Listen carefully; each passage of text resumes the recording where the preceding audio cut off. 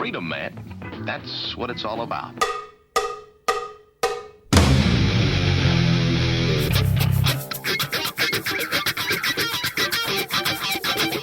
You've got to groove on freedom, like the good book says.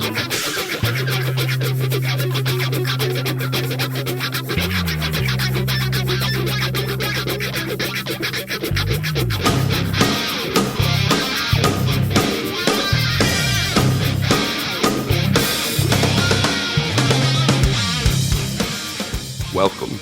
You are listening to What on Earth is Happening. This show will discuss the topics of human consciousness, mind control, natural law, the occult, and all issues that affect the freedom of the people of Earth. What on Earth is Happening will endeavor to shine light upon the darkness of our world and to offer empowering solutions to the problems we face as humanity approaches its critical moment of choice. And now, here is your host, Mark Passio.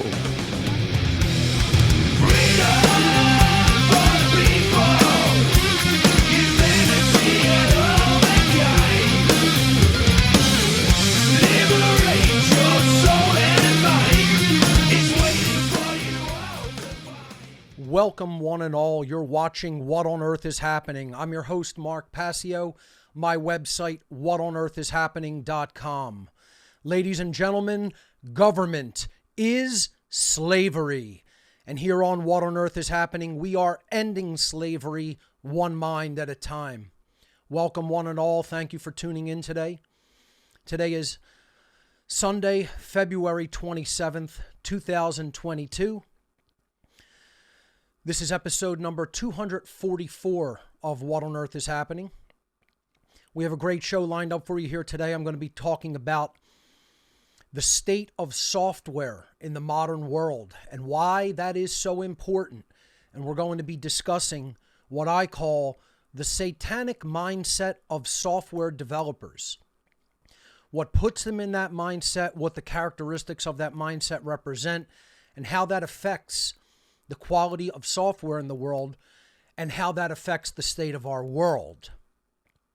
So that's coming up on this edition of What on Earth is Happening. I think you'll find it very interesting. While other people are focused on geopolitical events, which are obviously important in the world, but while most people focus on those political machinations, things that are trying to create more divisiveness and fear in our world, here on What on Earth is Happening, we try to get down to root causal factors of things. And when it comes to being able to create something that goes out into the world through a communications medium of some kind and affects the way other people think, that is what I consider some of the most important topics that we can talk about, because that is the underlying nature of the great work itself. And so few people understand that. So few people even understand why software is important at all. If you just stop to consider every single solitary thing that I have ever put out through What on Earth is Happening since I began speaking publicly, software has played a critical role in that, and I would not have been able to do it without computers and software.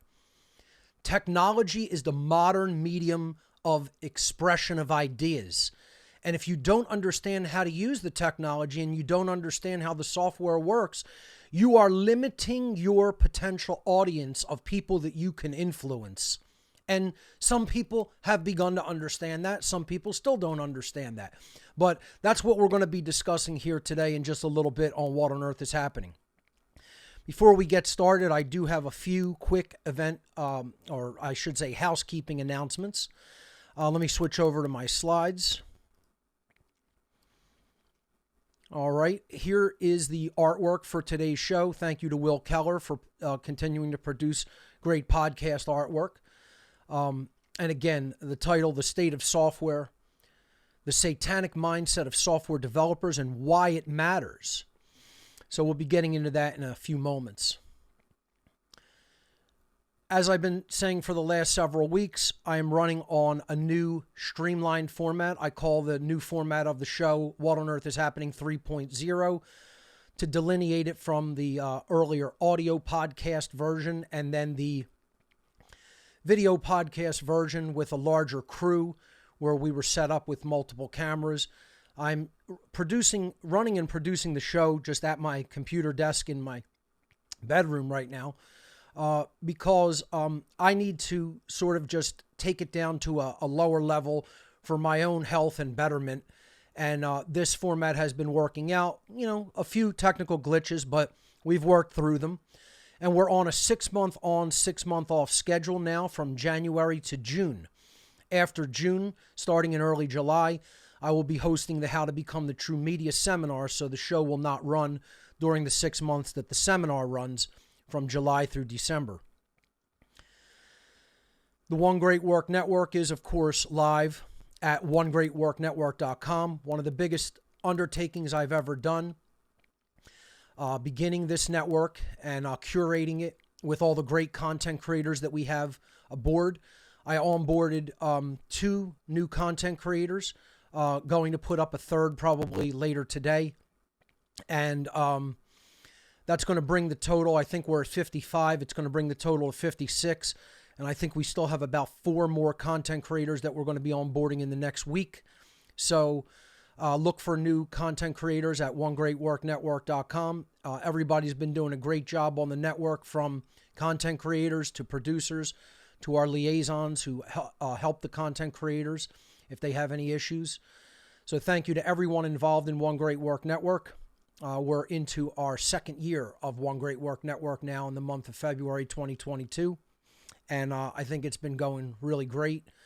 Of course, we simulcast this show on the One Great Work Network, along with many other live streaming platforms, YouTube, Twitter, DLive, Odyssey, Twitch, Float, etc.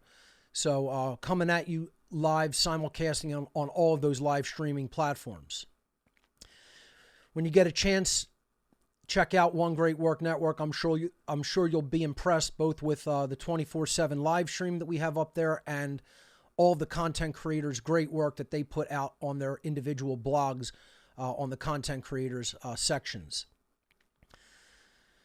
Again, last week I announced that I am not using Subscribestar anymore. So please do not sign up to the Subscribestar that I opened. I have gotten everyone just about to successfully cancel the subscriptions that they did there.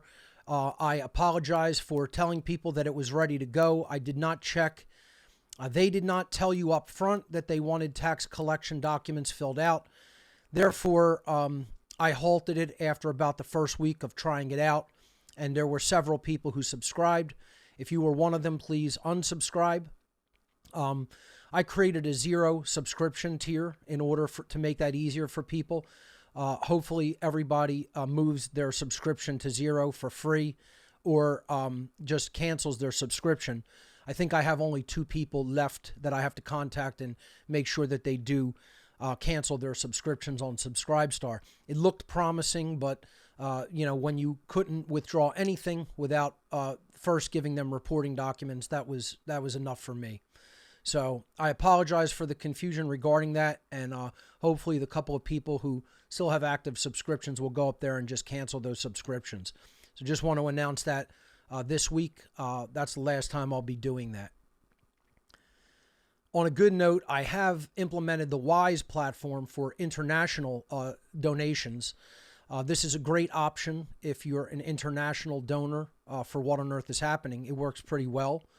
I've already started using it, and it is now being accepted as a donation method on my gifts area of my website. So if you are familiar with the Wise platform, it is formerly, I'm trying to think what it was once called, something Wise. It was like, there was another word in front of it, like Payment Wise or something like that, but it is now just Wise, okay? So to find me on the Wise platform, if you want to make a donation there, you could use the email address whatonearth93@gmail.com. The email address I only use for things like this. And that's how you would search for me if you wanted to make a straight donation through Wise. But I also accept this as a donation method on gifts.whatonearthishappening.com, my gifts area of my website. I implemented that finally this week, and it's working pretty well. So if you're outside of the United States and you want to make a donation for any of the items at What on Earth is Happening Gifts, you can now use the Wise platform to do that. And as I said, I'm so far liking the platform. It's been working pretty well, and it's probably the best option as a digital donation option for anyone outside of the United States. What on Earth is Happening international users. So check that out. And again, if you're outside of the U.S. and you want to make a donation through my gifts platform, Wise is a great choice. We also, of course, accept Cash App, GPay, and 5 different cryptocurrency donation methods: Bitcoin, Bitcoin Cash, Litecoin, Ethereum, and Dash right now. Again, at some point I may implement different cryptocurrency donation methods as well, but those are the 5 that we're accepting for the time being. The How to Become the True Media 2022 seminar is going to be beginning this July. It's going to be taking place on the Telegram platform. We have a private Telegram group set up for this that will be inviting enrollees to. And this is a 23-week technology seminar. You will learn all of the technological skill sets to be able to do what someone like myself does here at What on Earth is Happening. So we are taking, here on the show, obviously a philosophical approach to ending slavery and teaching moral philosophy. And then in the second 6 months of the year, I teach the technological skill sets that are necessary to do this, to reach out to people in the modern world. Now, again, this is what this whole show is going to be about. The whole show, I don't want you to look at it as a commercial for How to Become the True Media seminar, but this show is about the importance of technology and understanding it. And again, there's still tons and tons of people that don't. There's still Luddites when it comes to this. There's people that don't even own a computer, that only have a phone or a tablet, and somehow believe that that makes you technologically literate, and it does not. We are talking about media creation, and that is what How to Become the True Media shows you how to do. Would any of you out there know how to do what I do? Some do, very few, a tiny, tiny portion. And that's the problem. This is what I've been trying to explain to people, is the nature of the problem that we face as a species, is that our enemy is totally brainwashing people in the digital space and through technology, through television, through radio, through newspapers, through magazines, etc., through Hollywood films, through television series. And the average person who says they want freedom makes the claim with their mouth, with their lips, yes, yes, yes, I want to be free. I want there to be freedom. I don't want tyranny. They'll say this. And then when you explain to them, how are you going to get the ideas that you understand out to people? You're going to write them letters, right? Yeah. You're going to rent out billboards on, major, highways, and how many people is that going to reach with how large of a message, with how continuous of a message? You could put a couple of words on a billboard, How is that going to change an entire mindset of brainwashing over the whole natural course of a human being's life? It's not going to do that effective of a job, regardless of what anybody thinks. We need to be able to compete in the digital space. This is what our enemies have been doing very, very effectively, because they pay people to come on board with their organizations and lie for a paycheck, and then help the liars technologically behind the scenes. What do you think? People who work for the mainstream media are just the so-called journalists who are the lying prostitute media? No. It's all kinds of technical skill sets behind the scenes that help them go on the air and do their lying, And most people will just accept, I'll take that job. I'll do that for a paycheck, because they're essentially immoral scum. That's it. They don't care about what's right or wrong. They don't care about what's true or false. All they care about is, am I getting paid? That's it.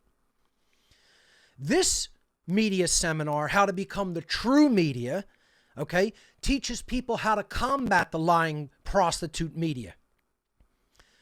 It teaches you how to put the truth out into the world with technology skill sets. And I bet dollars to donuts, 9.99 out of 10 people who watch What on Earth is Happening, who have been listening to what I have had to say over these many years, have zero of these skill sets. None. They're totally ignorant. They're ignoramuses when it comes to this, when they should have a working knowledge of how to do things like this and an ability to implement speaking to people in the digital space, in the digital domain, but they don't.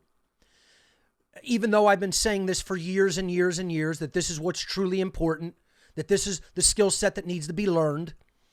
And this is why our opponents, this is why our enemies are absolutely kicking our asses. And if you don't think so, you're not awake, you're not paying attention whatsoever. You know, if you think a massive awakening is happening, you don't understand. People still don't understand government is slavery. They still don't understand objective morality. I see it every single day. Look, folks, I don't need to see it in the dumb, ignorant asses, the jackasses out there in humanity. I see it among the people who are in the freedom movement and still don't fucking get it. They're in the freedom movement saying that they want freedom, saying that they're opposed to the tyranny, and they still don't understand that's only going to come about through an accurate understanding of objective morality and implementing that in your lives, and then reaching out to people through technology and telling them the truth about natural law and objective morality. And these are some of the same people in these movements will fight you tooth and nail that there's no such thing as objective morals. And that's all, it's all just constructional ideas and it's all relative. And then will, in the next breath, say the education of anybody else other than myself isn't my personal responsibility. And then these people say they want freedom. You're jackasses and know-nothings. You're clowns. All the people out there in the freedom movement who make these types of claims. If it doesn't apply to you, I'm not talking to you. But you know what? It applies to a lot of people out there. A lot.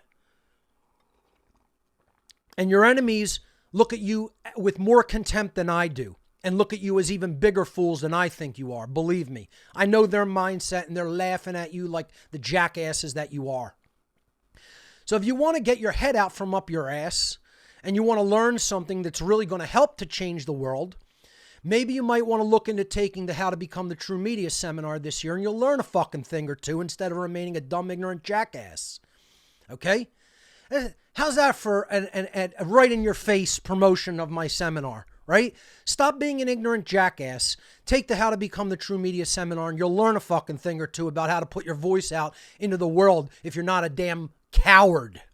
Okay? If you're not a coward and you don't want to continue to be an ignorant jackass, take the How to Become the True Media 2022 seminar. It's a pretty good promo, right? All right? So let me get back to describing it. It's a 23-week technology seminar hosted through Telegram platform. Okay? We've created a private Telegram group. We're going to be inviting enrollees to it privately. It's not an open group. And the seminar will be taking place on Telegram every Monday night, 8 p.m. to 11 p.m. Now, what we also do is we have a pre-class where we have open discussion of technological questions and ideas. And that's from 7 to 8. So we do that to give people time to come into the seminar and not be late. I start teaching exactly at 8 p.m. and I teach for 3 hours until exactly 11 p.m. Very occasionally it runs a few minutes over, but for the most part, we try to stop classes after 3 hours. Then I'll let open discussion and questions go on for usually another 2 hours or so, sometimes more than that. But for another approximate 2 hours, we have open discussion afterward. So that's the time frame, and we're going to be starting enrollment April 1st. Friday, April 1st, enrollment for the How to Become the True Media seminar begins, and we'll be taking enrollments all through April and May and June. So 3 months of enrollment, April, May, and June, you have to enroll. We're stopping enrollments on July 4th, 1 week before the seminar begins on July 11th. And then the seminar is every Monday from July 11th to December 12th of 2022 for a total of 23 class sessions. There is limited space. I will stop enrollment after we hit the number that I want to hit for this season of How to Become the True Media. So once we hit that number, I'm going to close enrollment. So if we get the number that I'm looking for this seminar in April, I'm going to close enrollments. So do not wait until July 4th to enroll for the seminar. It wouldn't be a good idea. Okay? As a matter of fact, I may close enrollment early if we hit the number of people that I want on board for this seminar. Then I'm going to just close enrollment after that. So enrollment will open Friday, April 1st, and it will continue until I've hit my personal number that I'm planning on hitting for this year's seminar, because I don't want the seminar to get too gigantic every year. Then it becomes unwieldy, okay? And I can't really tailor it to a relatively small number of people and make it sort of personalized for them and answer a lot of everyone's questions if it gets into multiple hundreds of people.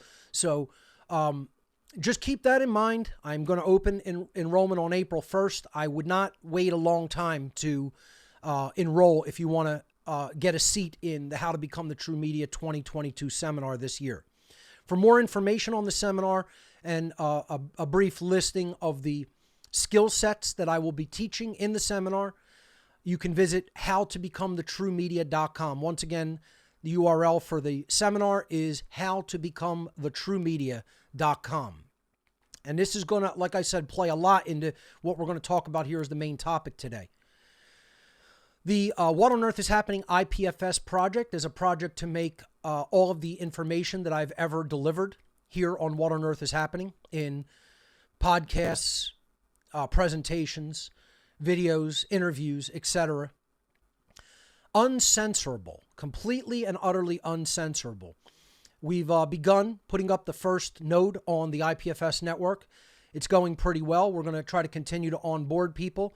If you're interested in this, you do need a 200 megabit or greater upstream connection to the internet in the upload direction, 200 megabits or greater to host one of the IPFS server nodes.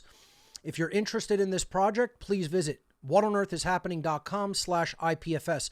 We also will be putting there in the coming days, hopefully, links to be able to go into and download things that are already hosted on What on Earth is Happening IPFS nodes. So watch that page for that information as well. whatonearthishappening.com/IPFS for the details and preliminary instructions regarding the What on Earth is Happening IPFS project. I'll probably be taking calls in the third hour of the show today. We'll see how the formal presentation goes. And if there is time in the third hour, I will be taking calls through Discord. You can join our Discord room two ways. You can go to whatonearthishappening.com/Discord. That will redirect you to the URL for our call-in room. Or if you're already watching the show on the show page of the website, whatonearthishappening.com/show, you could simply click the connect button in the Discord widget, and that'll connect you in through the Discord app into our call-in room. Please use headphones or earbuds so you don't create an echo. And I will only call upon people who are using their real name in the Discord room. I'm not going to call on ridiculous, internet handles anymore, because I think that just makes the show look kind of childish. And I'm going to throw down the gauntlet and say you have to show a little bit of courage here and put your name on the call-in for me to call on you. If you use an internet handle, I'm not going to call on you. So no dumb nicknames anymore on the Discord call-in room.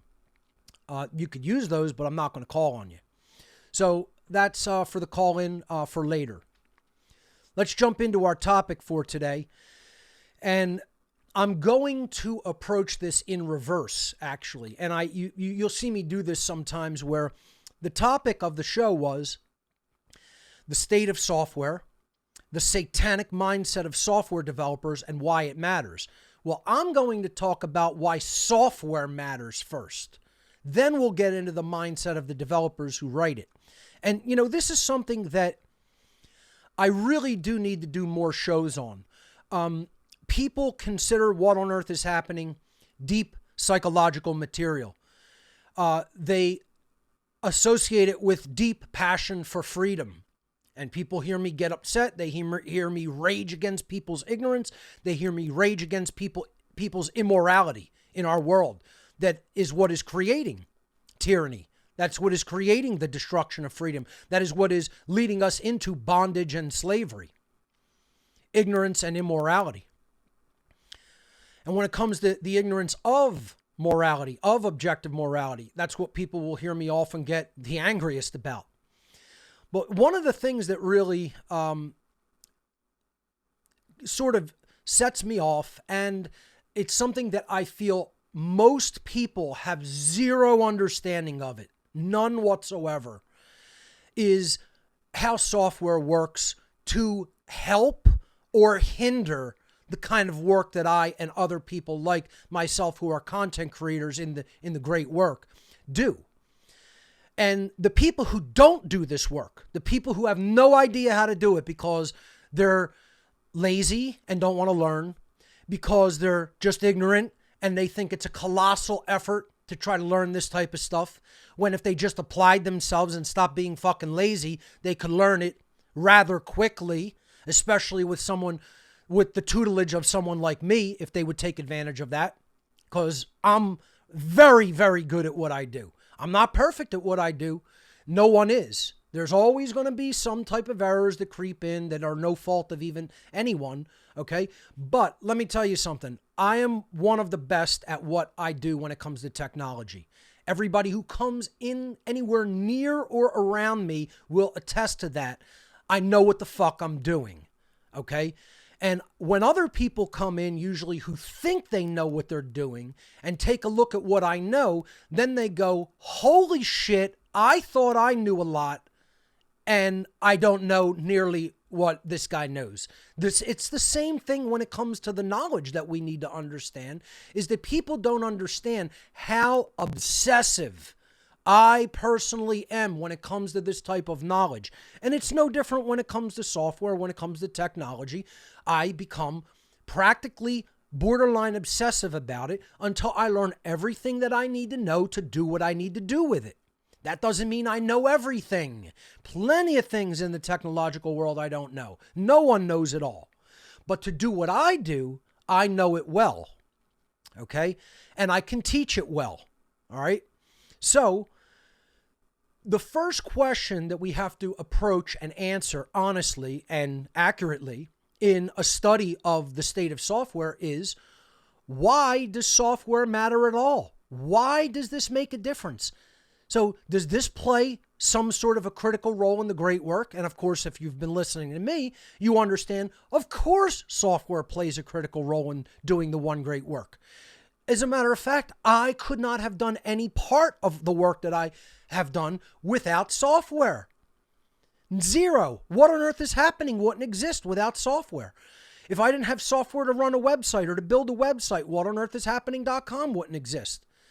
If I didn't understand software for podcasting, What on Earth is Happening wouldn't have begun as a podcast. If I didn't understand video technology and how to make video podcasts, What on Earth is Happening wouldn't exist as a video show. If I didn't understand streaming and how that works, streaming platforms, I wouldn't be able to get this show out to people. How do you think I have reached and influenced minds? Just with my voice? What is enabling my voice to reach other people? What is enabling my slides to reach other people? Just wishing it so? Wishing for it to be so? I close my eyes and I click my heels 3 times and I say, I want this information to get from my head and other people's heads. Don't you know that's how it works? You didn't know? No, what I've actually been doing behind the scenes is writing handwritten letters and putting postage stamps on, putting them in an envelope, putting them in the mailbox. USPS has done it all. You don't know they've gotten all this content to people over the years. They're, as a matter of fact, they have a division inside USPS where they just duplicate all my handwritten letters, and they're doing it by hand too, right? They're writing it all down, right? And they're sending it out to all of their buddies. And that's how the ideas have gotten out there. You don't fucking know. I mean, people just don't think about how anything works. And that's the problem. This is the problem with the world, is people don't know how the fucking world works. And most people are stuck in the past when it comes to this.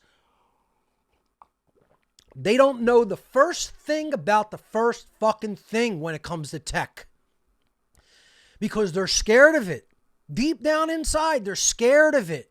They know how much there is to know, and they know how much they don't know. Then they don't want to admit that to themselves and say, you know where you got to start? You got to start from where you are. You got to start with saying, I don't know the first fucking thing about the first fucking thing about any of this. And then admit that to yourself, but then admit, look at this question right over here. Look at this question, right? Let's get it right there.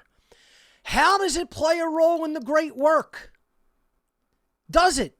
If you're being honest with yourself, you got to answer that question honestly. And the answer is, it plays an absolutely indispensable role in the great work. As a matter of fact, most of the people who even claim to be awake today wouldn't know one little tiny smidge dot of what they know if it weren't for the internet, and if it weren't for technology, and if it weren't for software above all else. Software is the underpinning of all communications technology in the modern world. Let me repeat that. Software is the underpinning of all communications technology in the entire modern world. That means if you really want to communicate any ideas in any massive, large way, right? Not just affecting a couple of people in your local vicinity, your family, your friends. No, if you want to reach out to everybody potentially and get an idea out into the world, you are going to have to use some form of computer technology and some form of software in order to do that. Software is the underpinning, the base foundation of modern communications and modern publishing. And that's what we're going to talk about here today before we get into the idea of where is software at today? What is the mindset of the people who are developing the modern applications of today? And is that a good direction or is that a bad direction?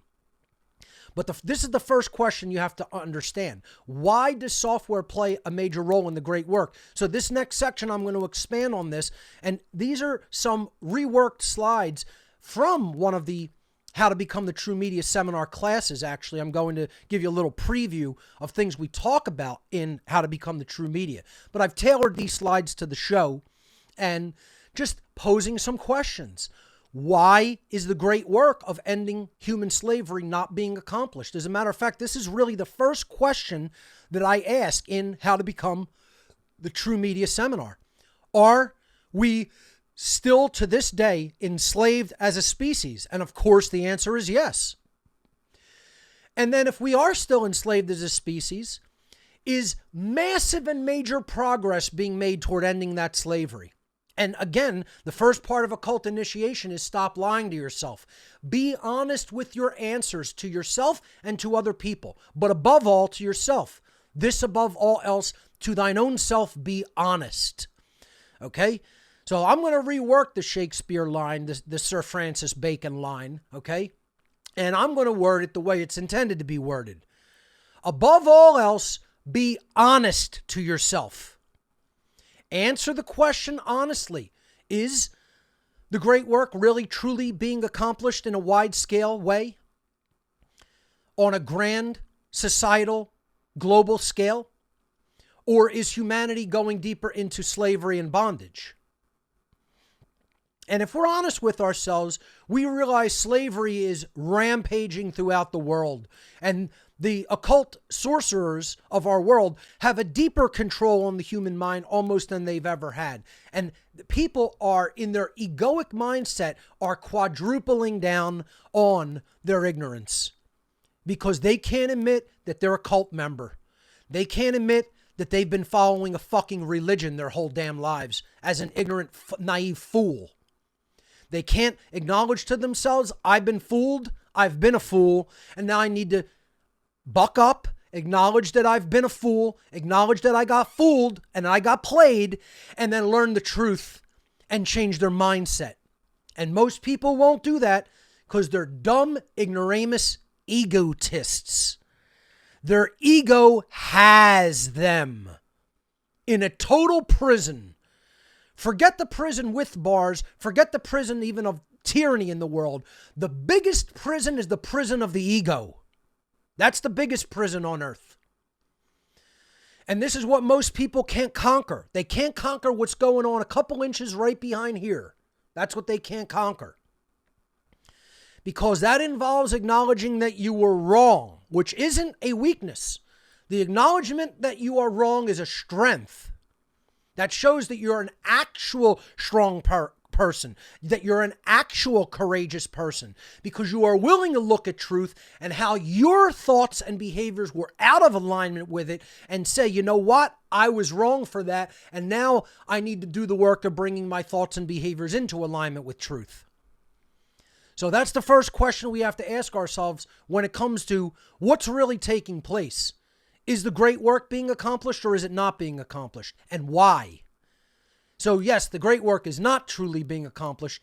If anything, we're off to an unimaginably infinitesimal start that isn't nearly good enough. Not nearly good enough. It's a pissant paltry effort. Pissant paltry effort. Okay? Not poultry. Oh, it's a chicken shit effort too. So it's a poultry effort, but it's a paltry one. If you don't know what that means, it means way too little, way too late. Okay? Paltry means it's a pathetic little effort, and it's not nearly enough. Now we have to answer this question. Why hasn't it been done? Why should humanity understand these things by this point in the world with all the communications technology available onto us? Of course it should. There's zero excuse why people shouldn't understand what I've been teaching on What on Earth is Happening since day one. This show has been on the air since 2010. That's 11 years. I've been doing What on Earth is Happening now for 14 years, since 2007. And I've known this longer than that, a lot longer than that. So you figure almost 20 years I've been doing this type of stuff. What has changed? Nothing. As a matter of fact, worse ideas have crept into humanity. Worse ignorance has crept into humanity from when I was younger doing this 20 years ago. It's gotten infinitely worse than what it was in the past. And there's a reason. There's a reason. Our enemies have persisted forward and they've ramped up their efforts, and we've sat on our fucking asses with our thumb up our ass. I'm not going to be easy on people about it because it's nothing but laziness and ignorance. It's nothing but laziness and ignorance on your part. On your part. You're the problem. You gotta firmly point the finger at yourself and say, how am I fucking dumb? How am I ignorant? How am I contributing to the ignorance of the world? How am I lazy? How am I contributing to the laziness of the world? How am I cowardly? How am I contributing to the cowardice of the world? If you don't get off your ass, become knowledgeable when it comes to how you put this word out. Stop being fucking lazy, get up off your ass, stop being a fucking coward, get up off your ass and do it. There's no specialty to this, folks. It's just powering through it. You're going to hear me say this over and over and over and over and over again. The term power through it. Force yourself to be uncomfortable in your ignorance until you conquer your ignorance. Force yourself to be uncomfortable in your cowardice until you conquer your cowardice. Force yourself to be uncomfortable in your continued lazy aspect until you conquer it. Until you apply your willpower to conquer that laziness, to conquer that inaction. People just don't understand what I've been saying here on What on Earth is Happening from day fucking one. It is about you. It is about you getting up off your ass and doing work in this regard. Not wishing for other people to do it. Not waiting for anybody else to do it. You doing it. And this is why the great work isn't being accomplished, because you're not doing it yourself. You're sitting watching me. You're sitting watching others. You think this is a fucking movie or a TV show, and it's not. It's not a fucking game. It's not a fucking passive movie that you watch on a screen. It's real life, and you got to apply real life effort to it, and that means stop being a fucking dumb, lazy ignoramus, coward. Get up off your ass and learn how to do it. Learn how to do it. Then you add your voice to the mix, and the voice of truth gets stronger, and it begins to conquer and defeat the voice of the lie. That's how it works. So now that we've asked this question, let's answer it. Why is the great work not being accomplished? And here is the underlying answer. The underlying answer is, first of all, obviously, we could go to the philosophical answer. Most people don't know objective morality and natural law. Clearly, that's the main reason. But I'm talking about why is the aspect of the great work by which people who already know that objective morality is the lack of understanding of objective morality is the problem. And their knowledge is already well built regarding the philosophy and the science of natural law. Where is the failure? Where is the disconnect? The disconnect isn't in their level of knowledge of philosophical and spiritual knowledge. The disconnect is in their actions. Their actions is where the disconnect happens. What are people doing once they understand what I'm talking about here on What on Earth is Happening? Most of them sit back and do nothing. Most of them sit back and pat me on the back, instead of doing something themselves by passing the knowledge on to others. And I don't mean passing it by word of mouth. I mean understanding how to pass it down using modern, technological, creative abilities and putting that out onto the modern publishing platform called the internet, which is where all my material, you've learned all of my material on the internet, folks. Think about it. You just got to logically apply the factors, the variables, and logically process them. This is the trivium. Get the variables, then process them and understand what it means. Just think about it from a logical point of view. I know that's very hard for most people today because of how burnt their fucking brains are. But think about it. If you woke up through What on Earth is Happening to the level of knowledge that you have now, how did you get there? Did you speak with me personally? Now, aside from some friends and family members, that's not you. And even then, they're not really truly awake.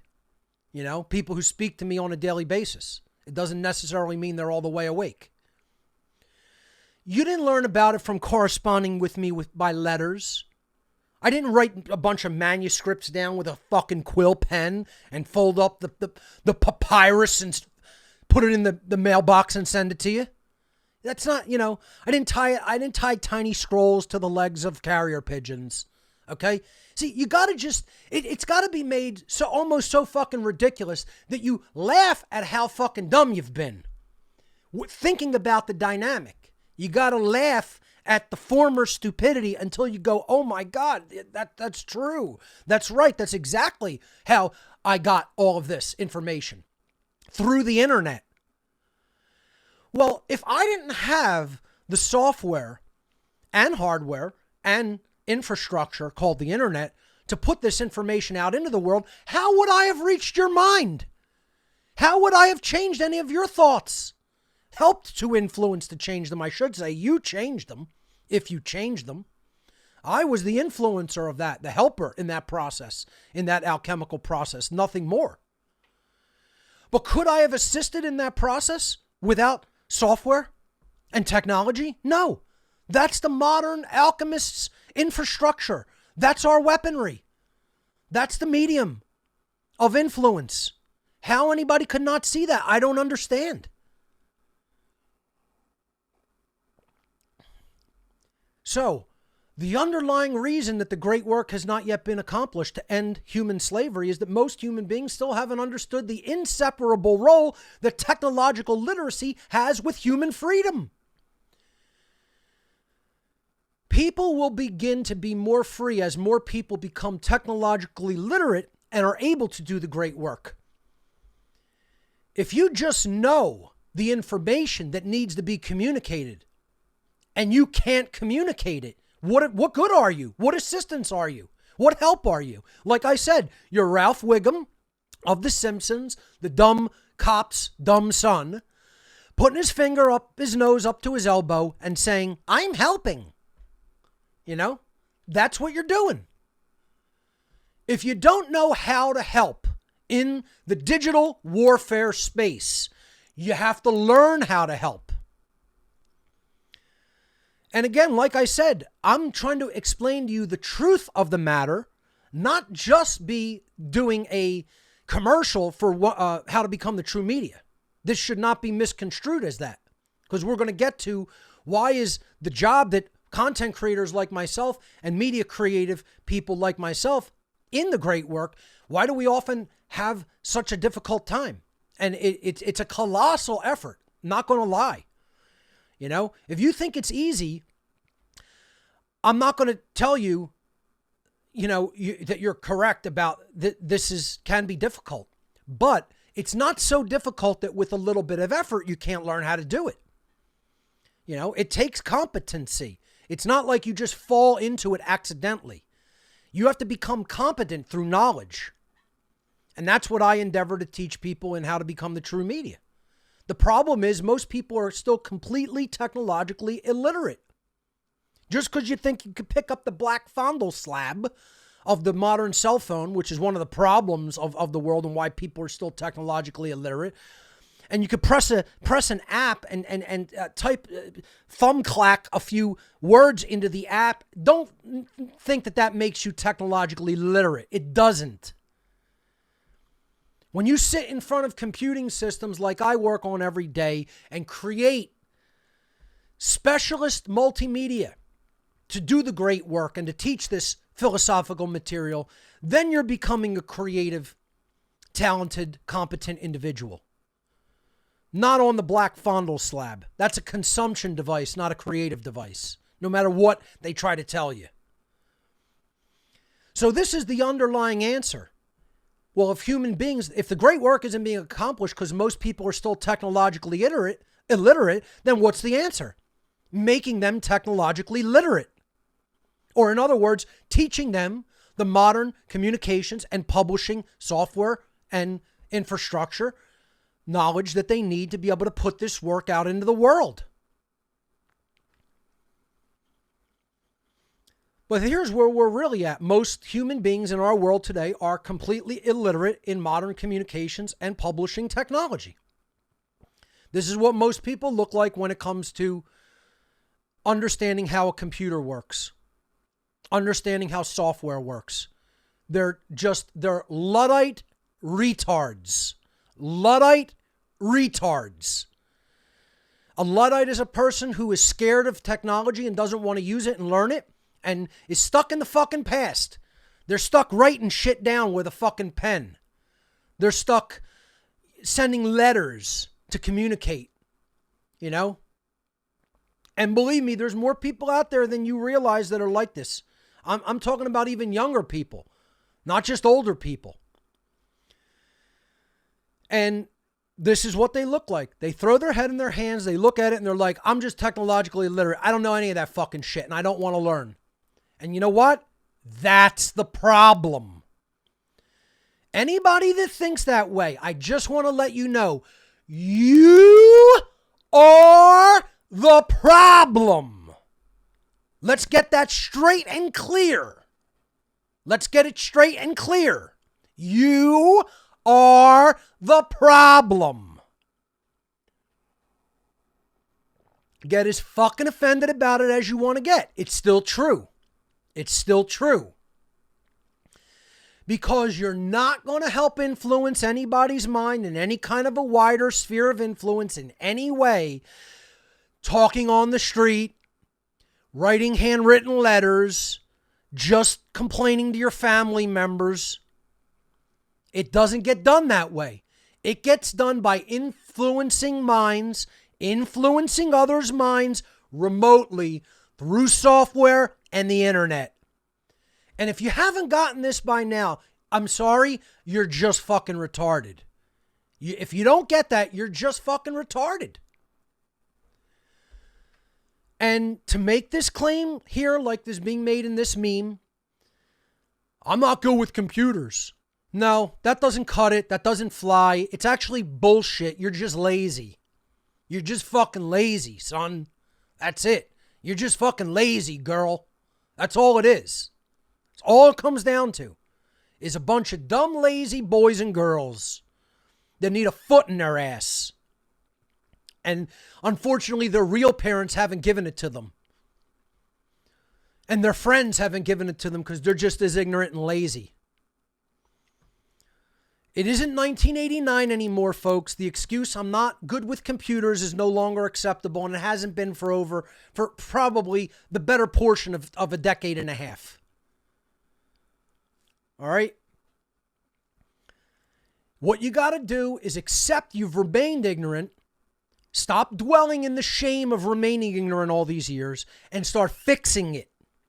And there is unimaginable amount of materials and lessons and tutorials and seminars to fix it. Then you could add to the chorus of people telling the truth. And then the voice of the truth could ramp up and become bigger than the voice of the lie, which is what needs to happen. Right now, here's the voice of the lie, skyrocketing. And the voice of the truth is like this, even slowly going down, forget even staying steady.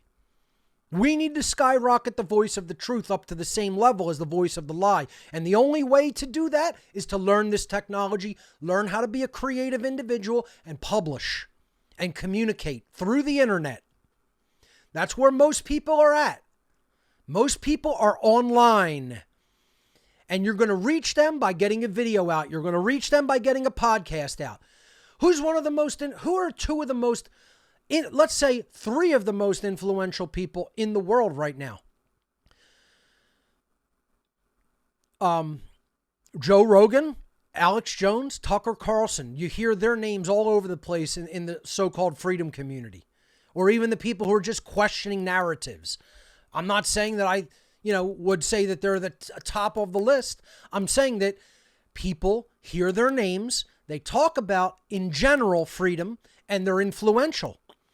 How are they speaking to people? They're speaking to people largely through the internet, with the exception of Carlson, who is on a major network on television. But it's still going out through technology. Television is a technology. All of the broadcasting technology that are used for something like Carlson's show over Fox News is all computing technology and internet-based technology as well. This is what people don't understand. If you're not in the technological space, you're not really in this war. You're not really helping. And all you need to do to prove that, the proof is in the answer to this question. If you ask how they awakened, what will most people tell you? Just do this as a social experiment. You don't need to take my word for it, right? So if you're always in this like, I think I know better than that. I don't think Mark's actually accurate about that. I need the vomit puppet. Where's he at? Here, hold on. Hold on a second. Let me go back. Here. Let me show you what people sound like. Oh, I don't think that Mark's accurate about that. I think I kind of know better than him. I know better than Mark on this. He's not accurate on this. No. I know the answer. I'm sure of it. I'm positive I know the answer. That's what you sound like. When all you have to do is make a semi-formal inquiry into the answer. Let me say that again. It's not that hard, right? Don't be the imbecile vomit puppet spewing out ignorance, right? He's not cool, right? He's a cool character on the movie, but you don't want to be him in real life. Okay? All you have to do is make a semi-formal inquiry into this question. Go out on the street, and if people can say, do you consider yourself to be politically aware and awake and spiritually aware and awake? Now obviously you got to take their answer at that and at face value. But even if you went into, let's say, a some type of a seminar or a conference where there's lots of awake people, okay? You know that they're generally awake or they wouldn't have come to a conference like that. Just go around the room and say, how did you wake up? What was the medium that woke you up? Did you wake up by reading books? Did you wake up by personal communication and personal conversations with people? Or did you wake up by watching media on the internet? And I guarantee you 90 to 95% of people are going to tell you they woke up through watching and listening to information that they streamed or downloaded from the internet. 90 to 95% conservative estimate.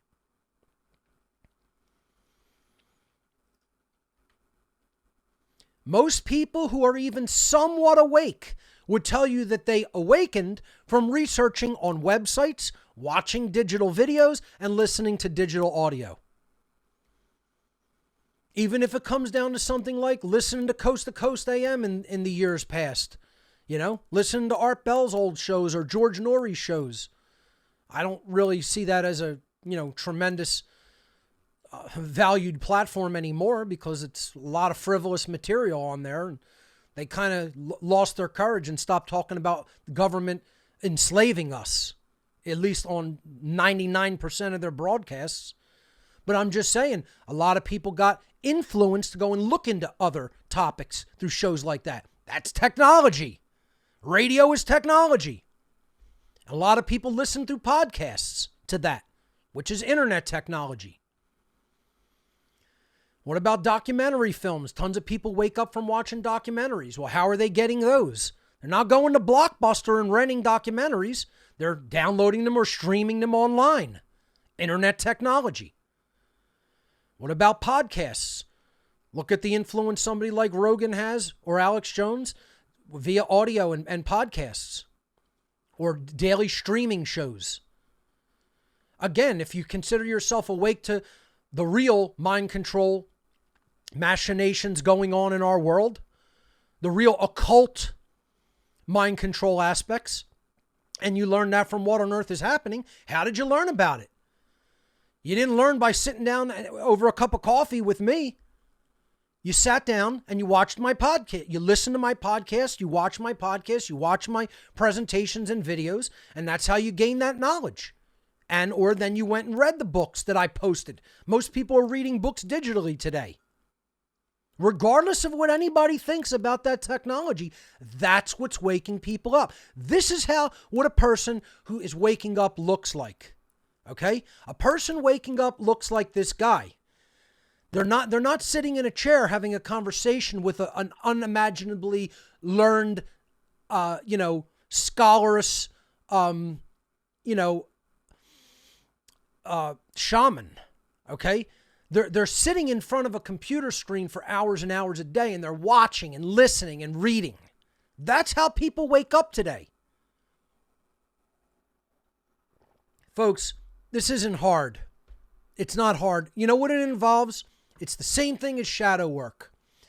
It involves sitting down, shutting the fuck up, stopping the yap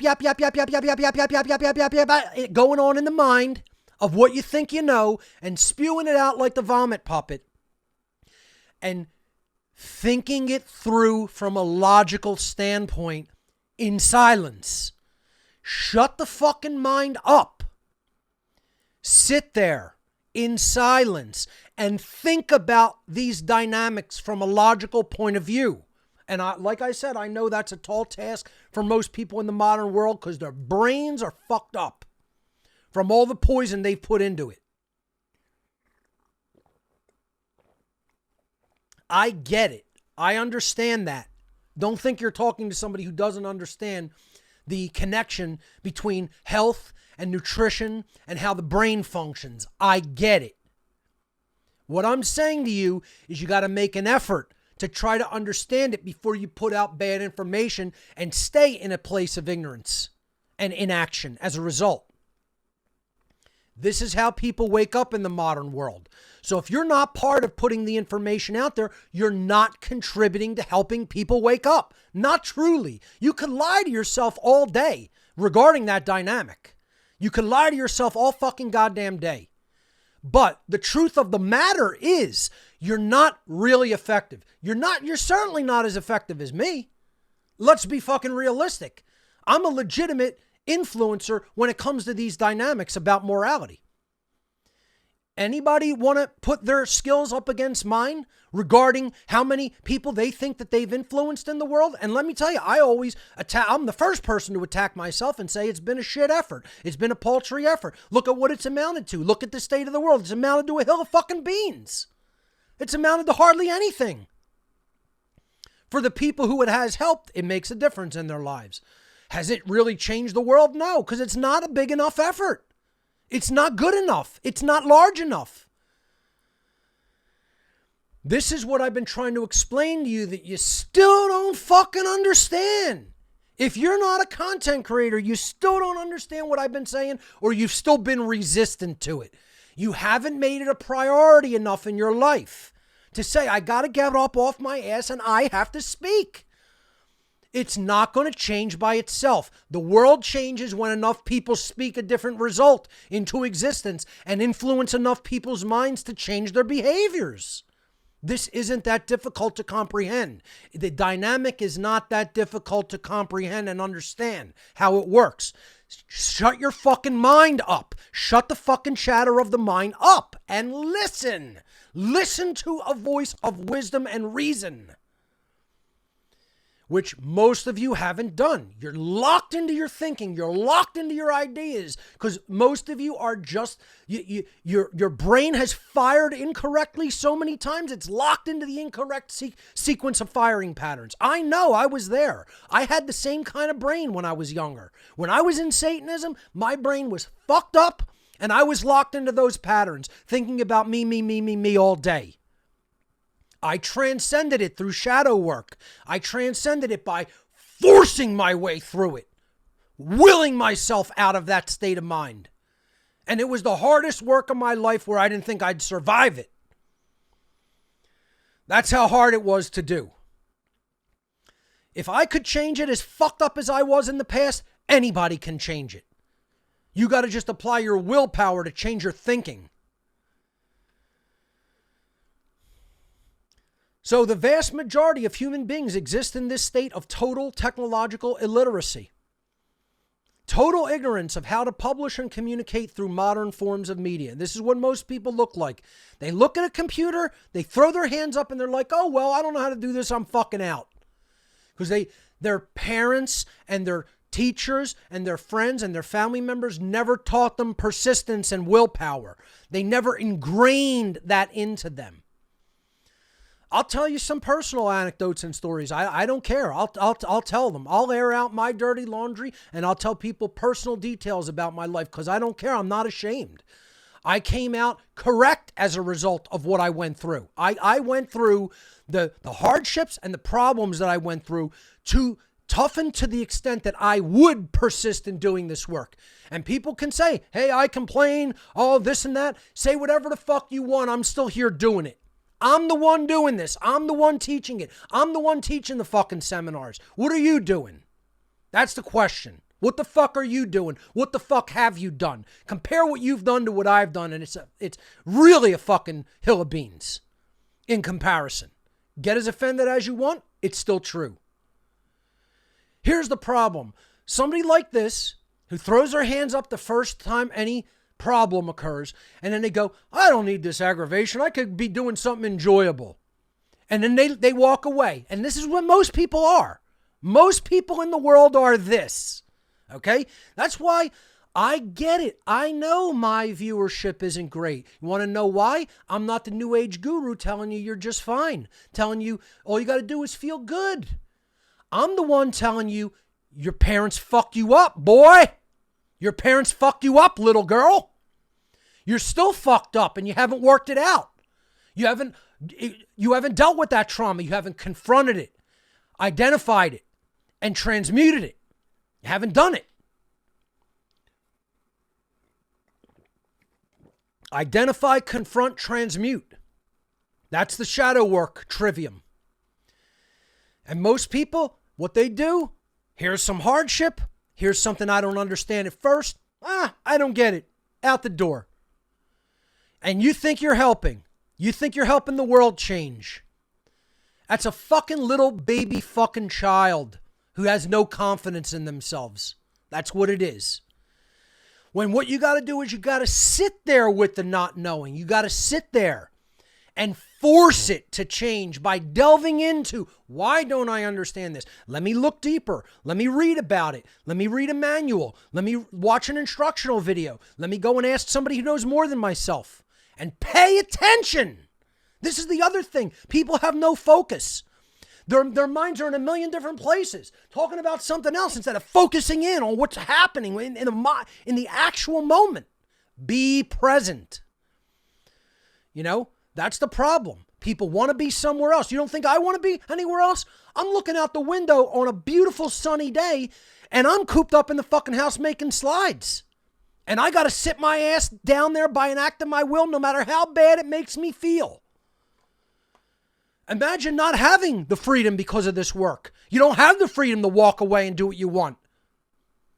No, most people don't know that because their parents fucked them up when it came to willpower. I'll tell you what, my whole family was like that. Almost everybody in my family.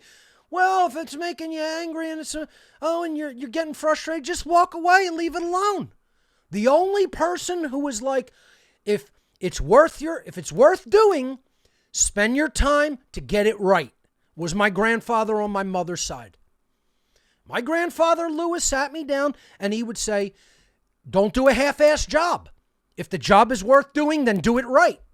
He ingrained that in me. Most of my other family members were just like, walk away from it. Who cares? And that's what most people's parents do. They don't teach them the value of persistence. Gauge first, is this worth doing? And if the honest answer is yes, then you have to devote your time to it to get it right. Most people, their parents don't teach them this. Yes, obviously, pick your battles when it comes to, is this worth the time? Because you don't want to waste all of your time doing things that are frivolous. And that's what we're going to talk about when it comes to software. So much software is totally frivolous. It's meaningless. It has no purpose. It doesn't really help anybody accomplish anything. It's time wasting, you know? But this is who we want to not be. We have to transcend this condition. We have to transcend this state of just throwing up your hands and say, well, I don't know how to do it now, so fuck it. And that's what most people do and say. What you have to do is say, is this going to contribute to the purpose of my work? Is this something I need to learn how to do, even though I currently don't know how to do it? Is this going to help me influence other people and reach their minds and influence their behavior long term? Well, if this software is going to contribute to that overall dynamic effort, then I need to sit my ass in the chair and I need to learn it through an act of my will, persistently, no matter what the hardships bring. No matter what hardships are brought to me in that process, I need to sit and learn it. And this is what I don't get. I don't get that there so few people understand this is what is going to help change the world, and so few people will exercise the persistence to do it. Why are people so lazy and give up so easily? Why do you have such low confidence in yourself? You can learn it with enough effort. Not going to lie, it's going to take some effort. It's not super, super, super easy where it comes with the snap of a finger. I would be blowing smoke up your ass if I told you that. That's not true. It takes some effort. It doesn't take such effort that such a tiny little specialized few people in the world can ever learn it. It can be learned if people put some time into it, put some energy and effort into it. Then you won't sit there with your hands up like that or up a thumb up your ass, doing nothing, not helping, and thinking that you're helping just because you know. Like I said, just because you know doesn't mean you helped anything. Great that you know. Now what are you going to do with that knowledge? Knowledge by itself isn't power. applied knowledge becomes power in the world to affect change. That's when true magic happens. True magic is the science and art of influencing change to occur in accordance with the higher will. That's real magic. That's higher magic. How many people are performing higher magic? Hardly any. They're focusing on what they want for themselves. And that's lesser magic at the very, very best, and at the worst, that's Satanism, which we're going to talk about. That's the state of ignorance and lack of willpower and lack of self-respect and, lack of persistence that people have in this world. And it was all ingrained in them by their parents and their teachers. You can come out of it. It is possible to come out of this state, ladies and gentlemen. The mind is malleable. The brain is malleable. We're going to talk about the brain and people who insist that the whole left-right brain hemisphere aspect is myth. And no, it is not. I'm going to get back into some things I talked about in What on Earth is Happening, episode number 1.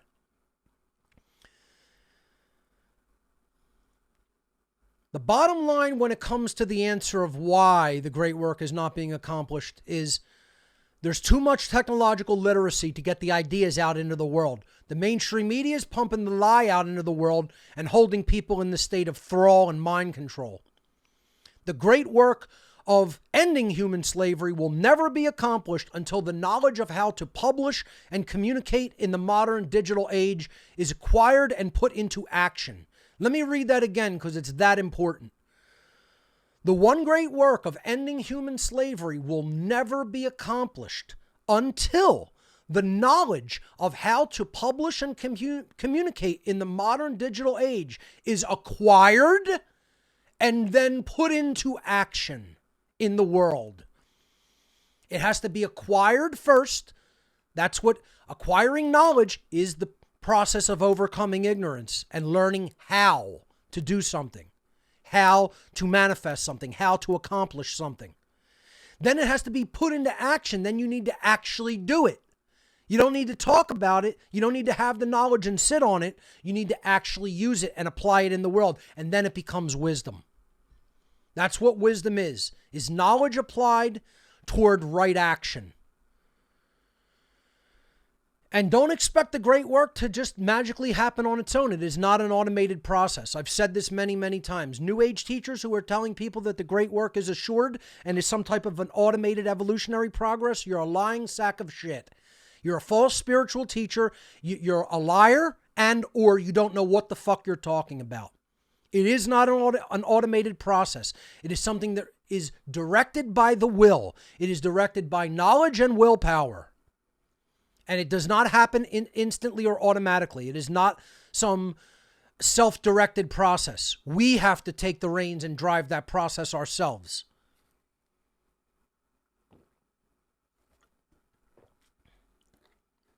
The people in the New Age circles who are telling people that that process is a self-generated, self-directed one are doing more harm than good, because they're making people passive. They're making them sit on their ass and say, well, then what am I? I don't need to do anything. Let me just kick back and enjoy the show and grab some popcorn. It's so dumb. It's so utterly deceptive of a teaching. And it's not spiritual at all. Real spirituality is taking the knowledge in of how things work, learning them and integrating them into yourself, and then applying them through right action into the world, whereby they become wisdom. So understand this slide right here. People better get it through their thick fucking skulls. Don't expect the great work of ending slavery to happen until people know how to publish and communicate in the modern digital age. Which, ladies and gentlemen, brings us to the software developer, who can be one's best friend or can be the bane of one's existence in the great work. For the people who do this type of work, you know what I'm talking about. For those who don't, let me explain it to you. Software is one of the most important aspects and dynamics when it comes to human freedom And most people will hear that said and be like, I have no idea what this guy's on about. How could he even make a statement like that? If publishing and communicating your ideas into cyberspace is the mechanism by which people wake up, okay? And software is what enables you to do that, then the quality of software is going to determine almost directly, almost at a 1-to-1 ratio, how effectively you are able to communicate and publish in that digital space, and therefore how effective you're going to be at waking others up. Software has a direct connection to that dynamic. Therefore, I am always interested in the quality of software, into new developments in the software space. And that means understanding the mindset of the developer, what they're thinking, what they're trying to accomplish, what they want to put out, and why.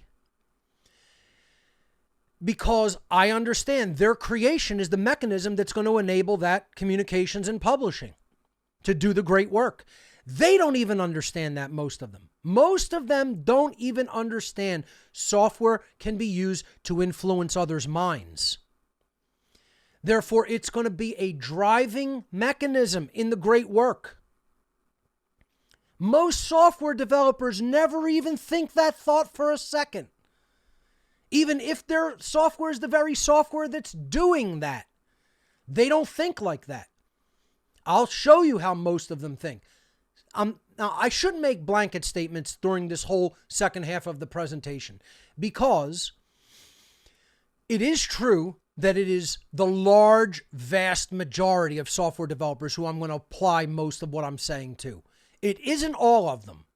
So I will make this caveat now, and please keep it in mind for the rest of the presentation. I am not referring to every developer. I am saying a good 98% of them, let's say. Okay?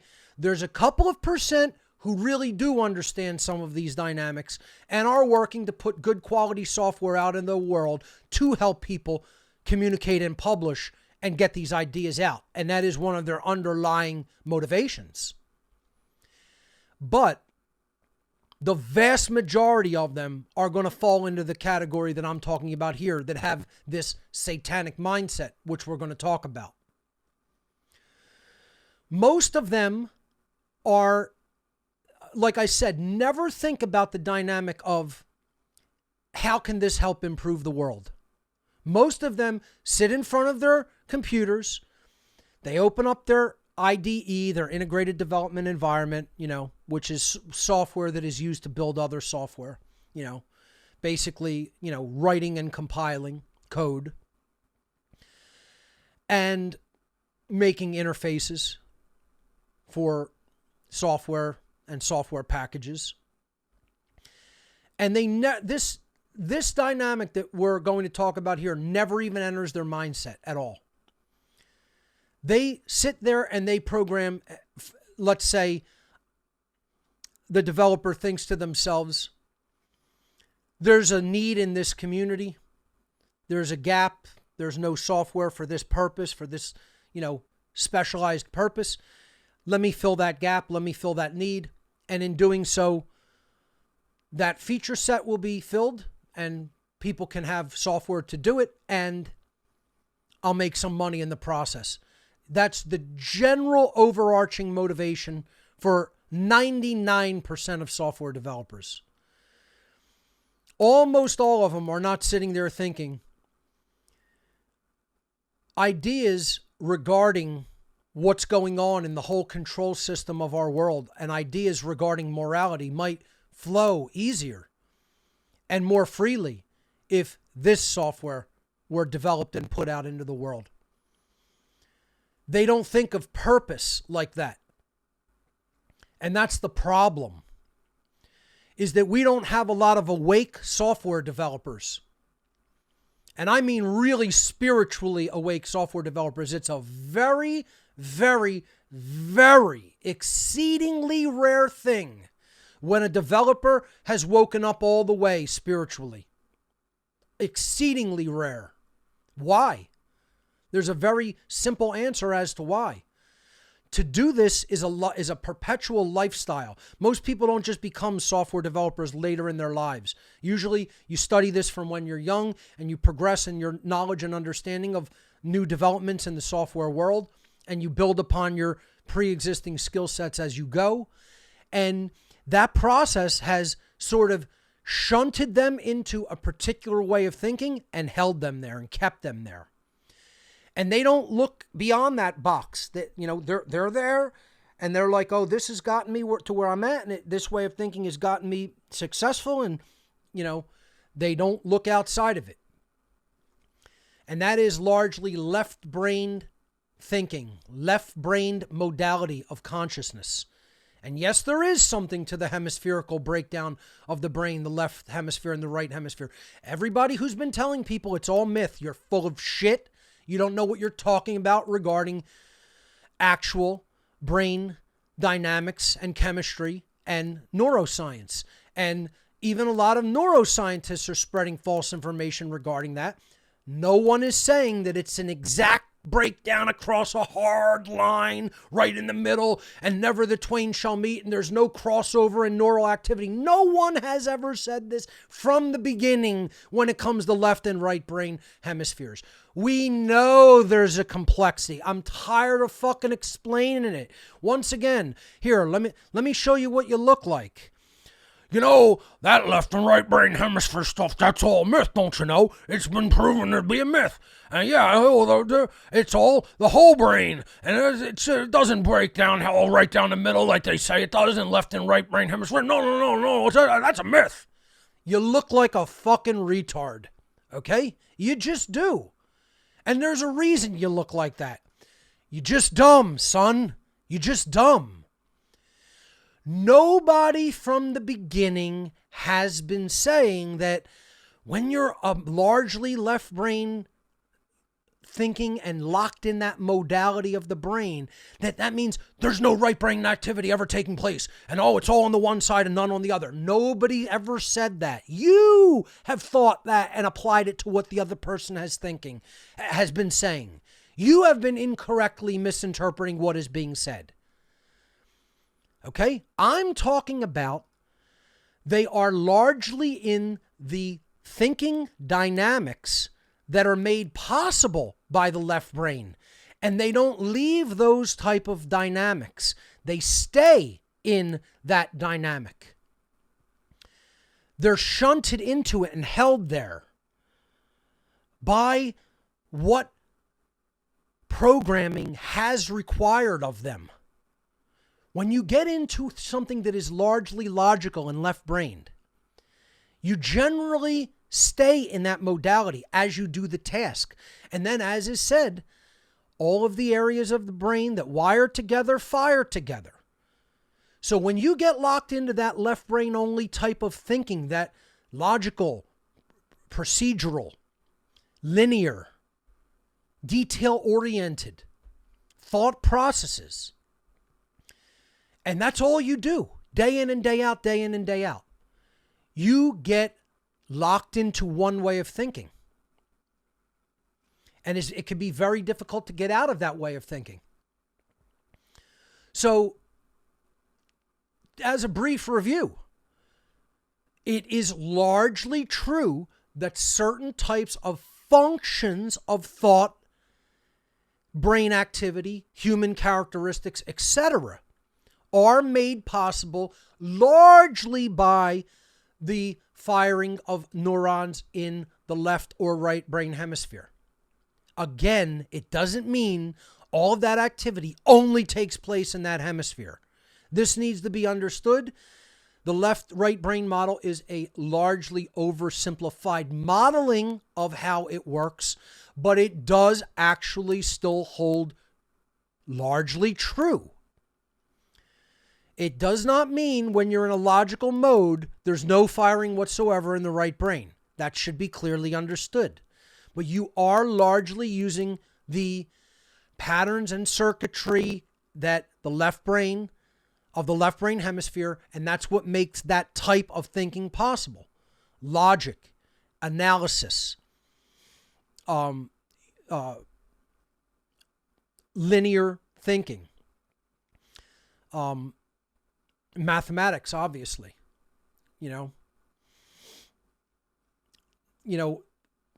detail-oriented thought, specifics. All of that is largely left brain hemisphere. Now, what are we referring to? That's programming, right? Yeah, some programming can be creative, but largely when people are writing code, it's all logic, analysis, programming variables, and, connections between ideas. It is some correlative thinking through variables, etc., and functions.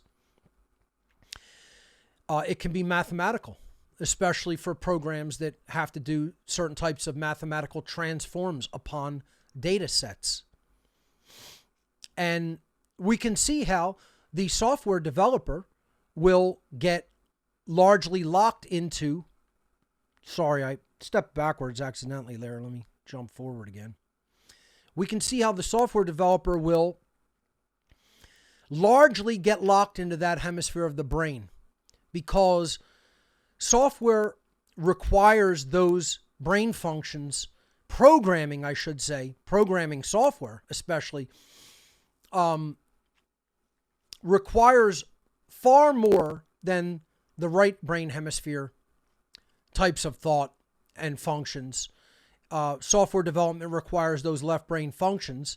And then when you're doing this day in and day out, every day, making a living doing it, or even just doing it all the time as a hobby, the developer is going to get more locked into the left brain, and the right brain functions are not going to be as actively engaged in. So once again, let me reiterate the whole idea that the left-right brain thing is a myth. If you think that and you've been convinced of that, you don't know what you're talking about. You're wrong. It is proven through modern neuroscience. And again, no one is ever saying when you're engaged in logic or mathematics, it's only left brain functionality. It's largely left brain functionality. It's not like there's a wall there, and when you start being creative, everything in the left brain shuts down. Nobody has ever said this. Only idiots have thought that people have said that. This is a general model that there is far more complexity to neuroscience and brain function, obviously, than just a total, binary split here. And I get that, and I've been explaining that over the years. And you still have people coming up like the vomit puppet saying, "Oh, that's a myth." No, it isn't. You're wrong. But if we're looking at all of the characteristics that are going to have to be developed and are required to do the detail-oriented job that is programming, anybody looking at this for even an instant is going to be able to tell you that a software developer is going to have the tendency to go into deep left brain activity and stay there. And what that does is that will begin, if that process stays rigidly regimented in the left brain, the right brain functions are going to suffer and not work as well or as holistically. So creativity, intuition, art, music, big picture, heuristic thinking, emotions, imagination, etc., are going to be stunted to an extent. And if you know software developers, you'll be able to see pretty readily that that's largely true. And again, not a blanket statement, but probably for about 98% of them. Some of them have done work upon themselves through spiritual work and philosophical work to heal that imbalance within themselves through shadow work and through an exploration of truth in our world. So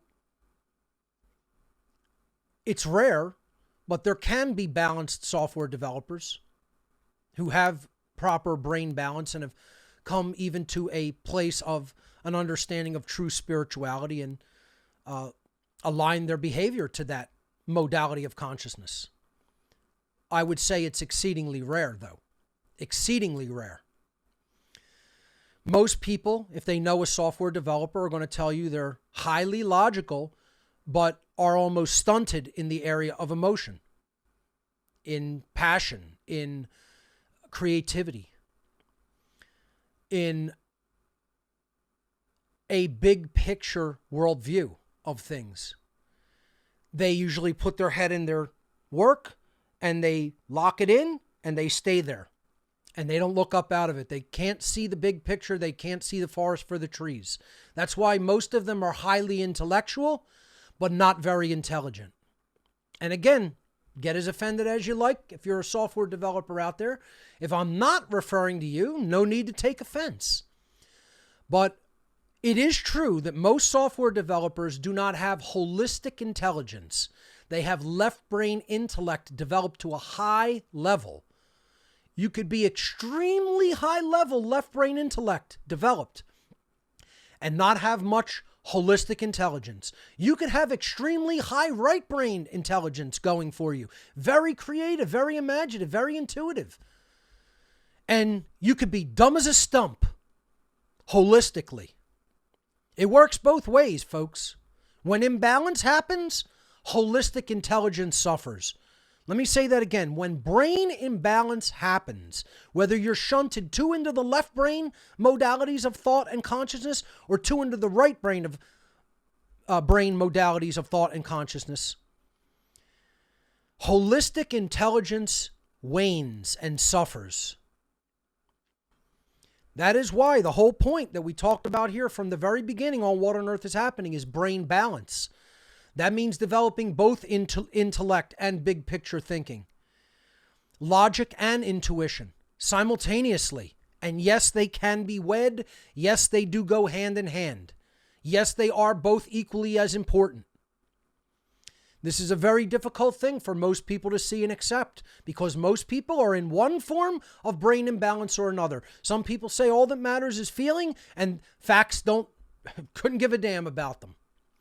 They're just as imbalanced as the software developer who says all I care about is logic and accuracy and detail-oriented thinking, and I could care less about creativity and imagination.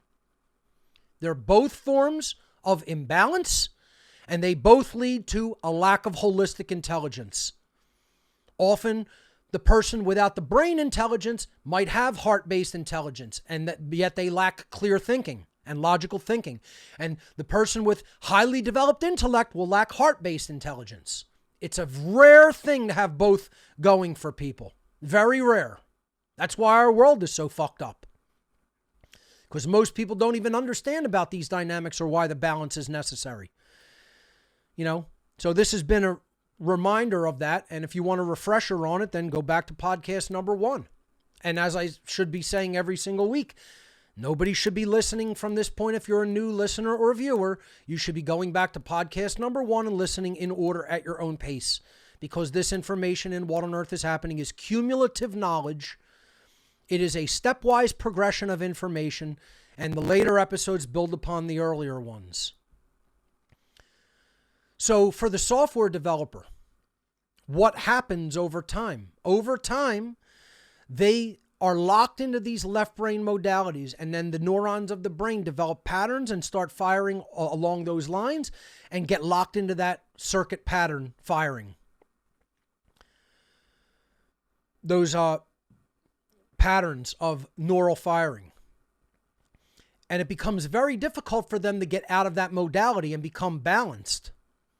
So they're in a left brain modality. And what the left brain modality eventually leads to over time, if it is not balanced, if it is not corrected, is a satanic mode of thought. Now, once again, I could go into a total refresher of what is Satanism. We've done this on What on Earth is Happening, though. When you put a symbol of Satanism up, everybody's mind goes to Hollywood, black-robed figures out in the woods sacrificing animals. That's Hollywood's definition of Satanism. That is not what Satanism really is. I'd say two of the most difficult things that I've ever had to do in my life is explain that morality is objective and what the actual difference between true morality is and moral relativism, fake moral thought that comes down to us through religion and the New Age movement, what real morality is and what the defining characteristics of that are. In other words, what is the definition of a right action and what are the definitions of wrong actions? And that may have be the hardest thing that there is to do because of people's misconceptions.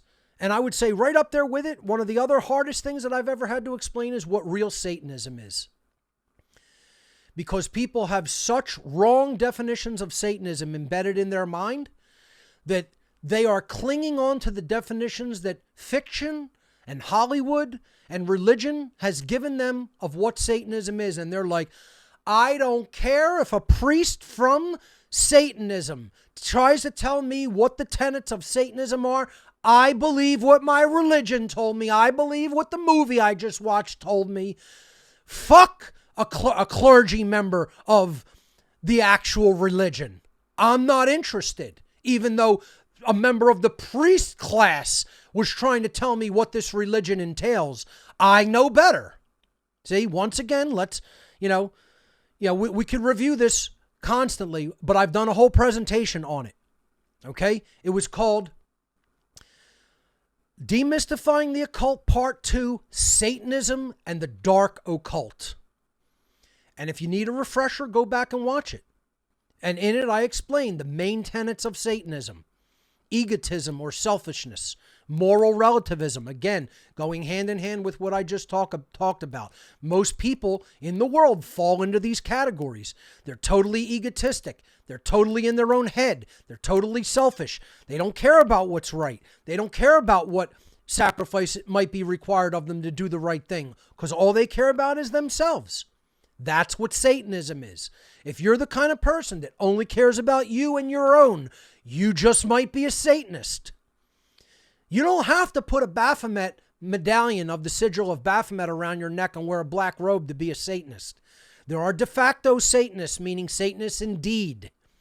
Meaning, if you think like a Satanist and you act like a Satanist, you're a Satanist. If it quacks like a duck, it walks like a duck, it sounds like a duck, it looks like a duck, it's probably a duck. Same thing when it comes to being a Satanist. You cannot know you're a Satanist and be one. That doesn't mean you attend the functions of a grotto or you go to their rituals, but it means you still think like they do. You still behave like they do in the world, and that's what Satanism is. It's a way of being and acting in the world. It's a way of thinking. It's an ideology, and it's a way of being and acting in the world. And people still don't understand this. I was clergy in the Church of Satan, appointed to the level of priest, which is rank number 2 out of 5. Okay? There is member, priest, magister, council of 9, high priest. That's the only ranks. There's 5 ranks in the Church of Satan. I was ranked 2 out of 5, meaning the second to the lowest. First rank is member. After I became a member, I was appointed to the priest class. That is not high priest. That's the number 1 at the top, or 5th level. Under high priest is the council of 9. Under that is magister. Magistra rank, I never attained that rank. That's in the middle. 2 above it, 2 below it. I was the 1 below it, simple priest. And I was appointed there because I know these tenets well. I was appointed there because I know this ideology well. Sorry, folks, I'm just having a little bit of an itch here. So, one of the hardest things I've had to do is try to teach people what real Satanism is, and they still don't want to accept it because they're just fucking dumb. They don't want to accept it from somebody that was actually in the priest class of Satanism. To those people, I say, I know what I'm fucking talking about and you don't. Get as offended as you're like. I'm still correct and you're still wrong. So these are the overarching tenets that I taught in that class. Egotism and selfishness being number one. Moral relativism being a close second. No objective standard of right and wrong behavior. Believing in social Darwinism, that there should be a social pecking order, often governed by authority in the human domain. Just like animals have a pecking order, and the most ruthless in their rank rule the roost and devour those below them.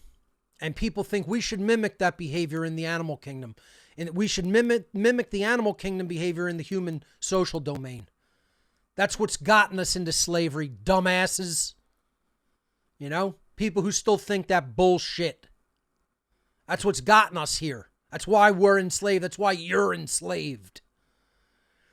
And of course, then this leads to the final solution, which we're in now. Culling. Eugenics/dysgenics. What do you think? See, when people say eugenics, I try to explain it's largely dysgenics. What do you think? They're giving people to improve the human genome right now? What do you think? These shots are to do actual eugenics, improvement of genes? No, it's dysgenics. It's destruction of the human genome, long term. Destruction of the immune system. Destruction of the true good qualities of our genetics. I hear more and more people every single day coming down with heart problems, blood clots, myocarditis. It's disgusting. It's disgraceful. Let me tell you something. All the people that tried to silence and mute people and censor people, you're on the wrong side of history, and we're going to all remember who you are, and you're going to be held accountable. Trust it and know it like your name, and there ain't going to be nowhere to hide when shit goes down. Believe me. You think you're going to get away with the absolutely immoral satanic actions that you've done, and you're not. You're not going to get away with it here in the physical domain or in the hereafter. Wherever you end up going, you're not getting away with one fucking thing. None of us do. That's the real truth of the matter. So what we're going to focus on when it comes to the mindset of the software developer is tenet number one, egotism and selfishness. Because this is their primary motivation. This is the mindset that they're locked into through left-brain imbalance and they can't get out of.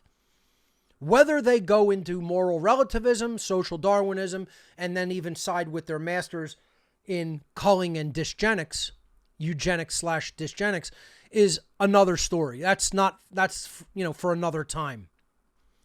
But what we're going to look at today is the dynamics in their consciousness of egotism and selfishness that leads to the decisions that they make in their making of software products. And then what that does long term, especially to people in the active engagement of the one great work, meaning content creators for truth, how that helps or hinders them. In this case, we're going to talk about how it hinders them. Then I'm going to propose a solution of what they should and can be doing if they do some work upon themselves to heal their imbalances. So let's jump into this dynamic and look at the satanic mindset of software developers, of modern software developers. And yes, this is, once again, not a blanket statement, but it holds true for the vast majority of developers in the modern world. I'd say for about 98% if I had to make an educated percentage guess. And let me tell you something, folks. People will argue with all my guesses percentage-wise, my guesstimations, right? I would say I'm probably one of the most accurate in looking at dynamics and percentages out of anybody in the world.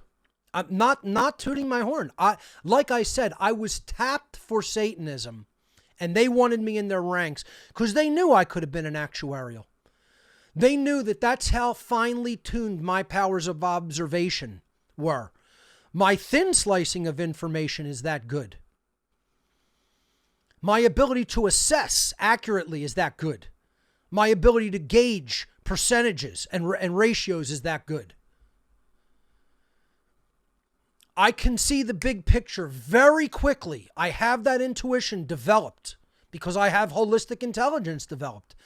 And even though I was more left brain then than I am now, I would say that I had those heuristic, big picture thinking qualities of the right brain still developed. It's probably what allowed me to desist in this mindset, get out of it, and not go further deep into their crimes and their sick cult and leave because of the conscience that I had that was right brain, holistic intelligence, and moral capacity.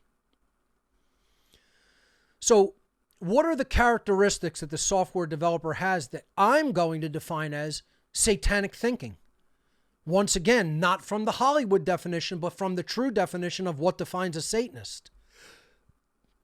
So let's start looking at some of the basic qualities of where a software developer's mind is at. Like I said, not a blanket statement going into this as a caveat, but largely true for most software developers in the modern age. The first is their motivation to develop their software is driven almost entirely by money. So I wrote the word only by money, but perhaps it's better to say almost entirely. Okay? But it holds true for the vast majority of them. Their only motivation is money. This is their profit motive. And when they think like this, the next thing that follows out of it is, I don't care why I'm making the software, as long as I get paid. And as long as I get paid the amount that I want to be paid, that's what's going to drive the kind of software that I make and the quality of the software even that I make. If motivation does not transcend physical resources, most people stay in a base modality of why they even do what they do. If you ask people, why do you do the job you do? They don't care about any higher reason. They don't say, I've really determined that this is going to be the best way I can assist humanity and make a better place where those who will come after me will find the world better than I left it. Hardly anybody says that about why they do their job. That's the real reason why people do the great work. Most people are in a satanic mindset where I only give a shit about myself. Me all day from the minute I get up till the minute I go to bed. Does this make me enough money? Does this allow me to live the lifestyle I want to live? Is this going to let me have the possessions and resources I want to have? Is this going to let me take care of me and my own? And that's it, because that's all I fucking give a fuck about. That's what Satanism is. Do you get it? Have you not gotten it through your thick fucking skull yet? That's what Satanism is. And what are most people's mindset in the world? Me all day from the minute I wake up till the minute I go to bed. I don't give a fuck about anything but the money I'm going to make as a result, because I only give a fuck about myself and those who I say I care about around me in my immediate vicinity, my immediate family, etc. That's it. That's what Satanism is. People in that mindset are Satanists. I'm not saying you go to a ritual house. I'm not saying you gather with other Satanists. I'm not saying you have joined a group officially with a name. I'm saying in your heart, in your mind, in your behaviors, you are a de facto Satanist. You think like a Satanist, you feel like a Satanist, you act like a Satanist. That makes you a Satanist. Okay?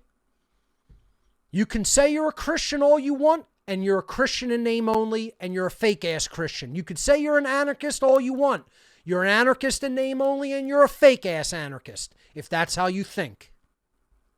And unfortunately, because they're so locked in this left brain, which leads to satanic modalities of thought, this is how most software developers think. Nobody's going to tell me I'm wrong, because this is true. I'm not wrong. I'm correct. If you don't think I'm correct, you're wrong. See, that's how it really works, right? I'm not telling you that this is my opinion of how it is. This is how it is. I've correctly and factually determined it through discovery and inquiry and looking and applying true truth discovery methodologies. I know the dynamic and how it works. I'm not telling you this is my opinion. This is not my opinion. These are the facts of the matter. And it's a problem. It's not just a problem for me, right? See, people sit there and think, why should I be concerned about this? I already told you. The great work hinges upon software. The great work hinges upon software being put out there for the purpose of helping with the one great work. Not just frivolous bullshit, which there's no end to in the software community, because you can get paid a lot making frivolous bullshit. You might not get paid as much making something that'll truly help the world, because such a specialized group of people currently want and use that type of software and are willing to pay for it. But making that software will fulfill a much higher purpose. It will align your actions to the will of creation. But that's not where most software developers' heads are at. They could give a shit about that. They couldn't give less of a shit about it. No, what they want to do is they want to write for the Fondle Slab, right? They want to write for the Black Mirror, right? And say, what game can I make so that a lot of people buy my 99-cent shit game? And then I'll be a millionaire if I could sell 1 million copies of my shit game. Even though 30% of that'll go to fucking crapple, you know?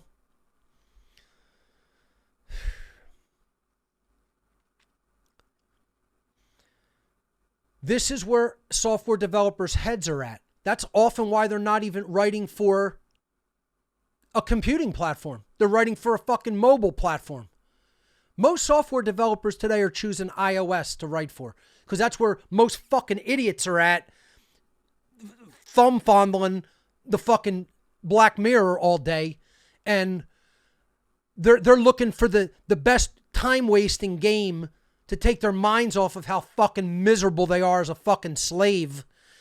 They're trying to make the most addictive game to sell on the iOS store. Get the fuck out of here. And you say you're developers.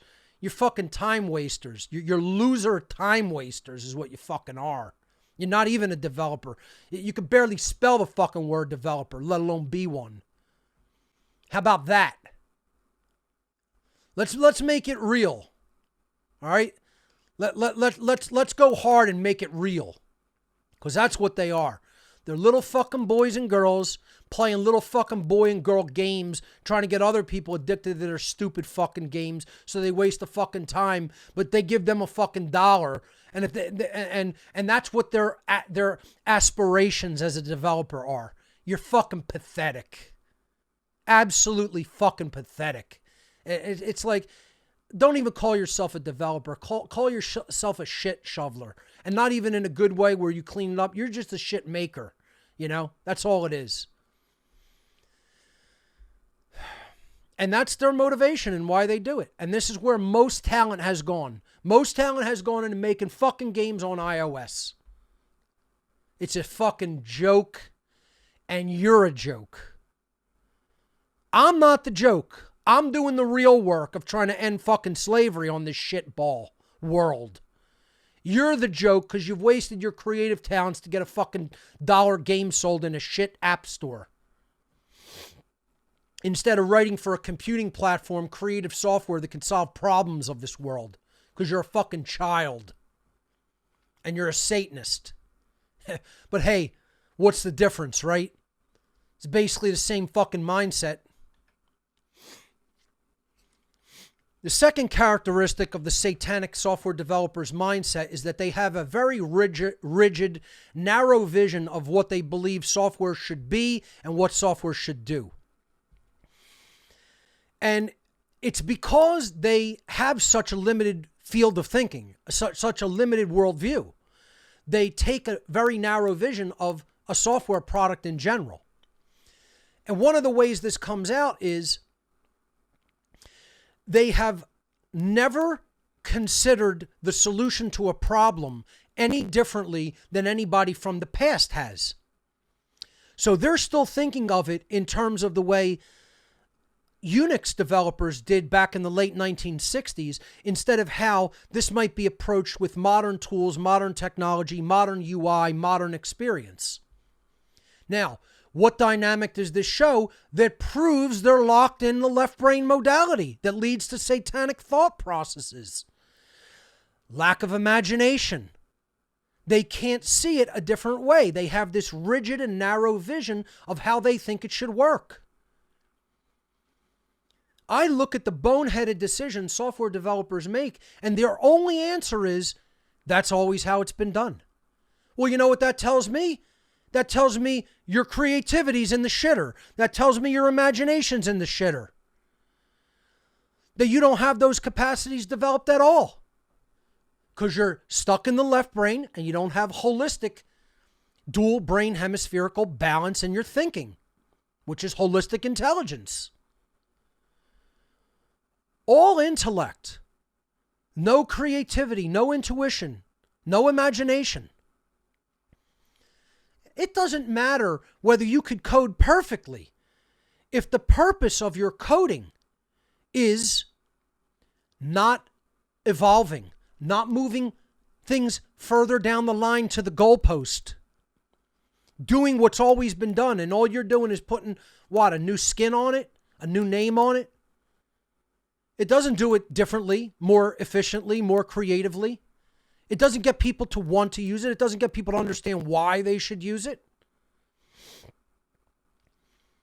Their interfaces are non-intuitive. The user experience stinks. This is the other thing. Unless you are engaging the user to the point where the user experience makes the user want to use your software, you could have the core functionality perfect and even efficient. And a lot of people aren't going to want to use your stuff because it's unintuitive. Because you haven't moved the goalpost of, I need to make a better interface for this, so that people understand how to do it more intuitively, how to use it more intuitively. There's software out there that'll do the job, but I won't touch it because it's an unintuitive piece of junk. And I'll use something with better basic intuitiveness when it comes to the UI and the user experience. The user interface and experience. If you hear me say UI or GUI, that means the graphical user interface. It's computer slang or short term for the user experience, the user interface, the UI, okay? Or GUI, graphical user interface. It means making software with an interface on the screen so you don't have to type commands at a terminal, at the command line. This is what all good software should have. You know, this whole rigid, narrow vision of what software developers believe they should write a software application to be like, it's very much like the story David Icke always tells, which I love, of his sister in the family is making Thanksgiving dinner, and she's making a Christmas ham, and she cuts the corners off the roast. You know, I don't really, it's just a story. I'm vegan. I don't eat meat, but let's say it's a vegan roast. It doesn't matter. You go out, you buy a big roast at the store, you put it in the pan, and you start chopping the corners off to make it like octagonal, And Ike is saying to his sister, why are you cutting all that of the roast? And she cuts it off and throws it away and wasted maybe a tenth or more of the whole thing. And she's like, look, this is how Mom always did it. Mom told me to do it this way. That's how I'm doing it. So they go over to the mother at the dining room table with the family while, they come out of the kitchen where they were cooking. Go to the table and ask the mother, Mom, why did you always cut the corners off the roast before you put it in the oven? And she goes, well, that's how my mother told me to do it. And I always did it that way. And then they say, well, we got to go over to Grandma and ask her why she did it that way. and they go over to the grandmother on the other end of the table and say, Grandma, why did you cut the corners off the roast at Thanksgiving or Christmas dinner? And she said, oh, I had a very small pan and it didn't fit. So you see, what that person did for any practical reason, everybody else has continued to do just because they were taught that's how you do it. And they didn't question why. Software developers do the same thing. People wrote software in certain ways on these big mainframe computers running Unix. And they were shared systems, which time shares and limited resources, limited memory, limited storage capacity. And so software was written in this certain way. And then they never challenged how software was written. They just kept doing it like that. And they kept doing it at the command line too. This is why nobody... Look, the Linux world is suffering. I want to be a champion of the Linux world. I want to be a champion of free and open source software. But guess what? Your shit sucks. Your shit sucks, guys. I'm sorry. It just does. It just does. Somebody's got to just tell you right to your fucking face, your shit sucks. That's why I won't use these platforms or the software, because it's largely garbage. Not all of it. Some of it's good. But too little of it is very good for me to say I'm abandoning other platforms that I use and I'm going to just use Linux as my main system, my main everyday workstation system. Not going to happen. Because honestly, dudes and women programming for Linux and making software for Linux, most of your shit just sucks. Period. And you got to be told it, because nobody will tell it to you, because they want to be nice to you, because they like the idea of free and open software. It doesn't matter if the idea is good. The implementation has to be good. And most of your implementations are garbage with no imagination, no foresight, no creativity, no moving the goalpost forward to making something that is truly better. You're doing the same shit with the same flaws, the same inefficiencies, the same bad UIs all the time. And then you think your shit doesn't stink and that you're doing something helpful that is really good. And it's not. Your assessment of your own work is in the shitter. It sucks too, because your big picture thinking sucks because it's all left brain. You don't have that right brain, big picture, heuristic, honest assessment capabilities developed in your own brains. And that's why egoically you make something for your own reasons with your own narrow vision. And then in the next sentence, you say, this is great. This is how everybody should do it. No, it largely sucks. Bad. And most people won't use it because it sucks so bad. Okay? That's why you have less than 1% market share. I want to see Linux take most of the market share. I want it to be my main OS. But there is no way I could do the things I do every day on any flavor of Linux, quite frankly. And anybody that says that you could, you come over and you sit next to me all day and you see what I do all day and you see how efficiently I do it all day. And you will be like, there's no way I could do this on any Linux platform. It's just true. That's the truth. That's not my opinion once again. The software isn't good enough.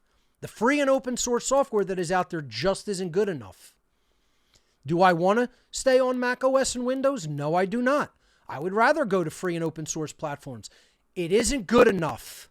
You guys need to hear that it isn't good enough because you believe your own fucking hype. And let me tell you something. The shit that you're making is largely shit. And it needs to improve. And the reason it's largely shit is because your mindset is largely shit. I'm just telling you to be honest with you. Nobody else is telling you to be honest with you. I could be a software consultant. I would be that good at user experience and even design. I used to be a graphic designer professionally. And I'm telling you that how you guys think about software is just sewage. It's just sewage. There's no easy way to tell you. You can't be baby spoon-fed that your mind is in a deplorable, horrific, satanic state. People just got to come out and tell you to your face. Your entire community needs unimaginably large levels of improvement because what you're making is actually really terrible to a large extent.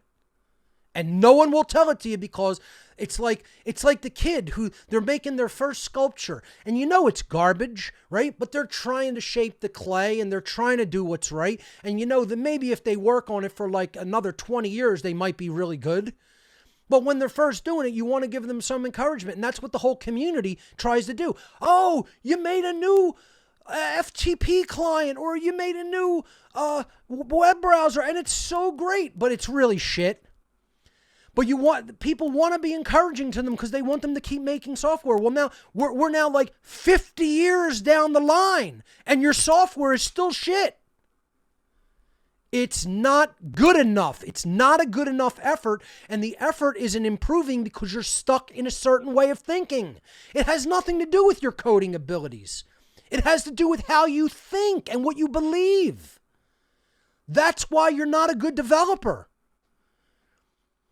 I would come in and just absolutely wipe companies from their bad habits if I was involved in software consulting, creation, management teams, etc., user experience. I'm telling you, I would totally revamp systems like that. And I would get them making something that was truly good. That's not my work, however. That's not what I do. I could do that. I'm here teaching technology. I'm here teaching, philosophy. In the How to Become the True Media seminar, I teach technology. And those are the things that solve problems. I'm teaching the things that actually solve problems, you know. But if I, had the time to do it, I could definitely be a software engineering consultant because I see the big picture pitfalls that these developers, because of their rigid left brain, narrow vision thinking, don't see. They have to expand their vision of what software should be, number one. Then they have to expand their vision of what software can do and make it do those things because it can be done. They're just not doing it. They're not being pushed.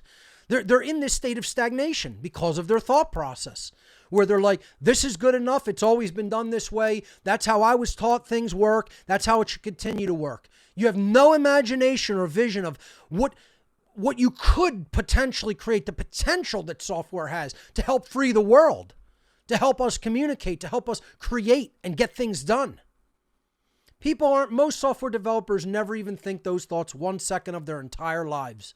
They're like, here's how it was always done. This is how it's done now. This is how it's always going to be done because that's how I was taught. So you keep cutting the fucking corners of the roast off and throwing them out and creating all that waste just because somebody else did it before you. You look like a jackass is the real answer. That's the truth of the matter. And you know what? They need to hear this. You need to play this for people that you know that do software development.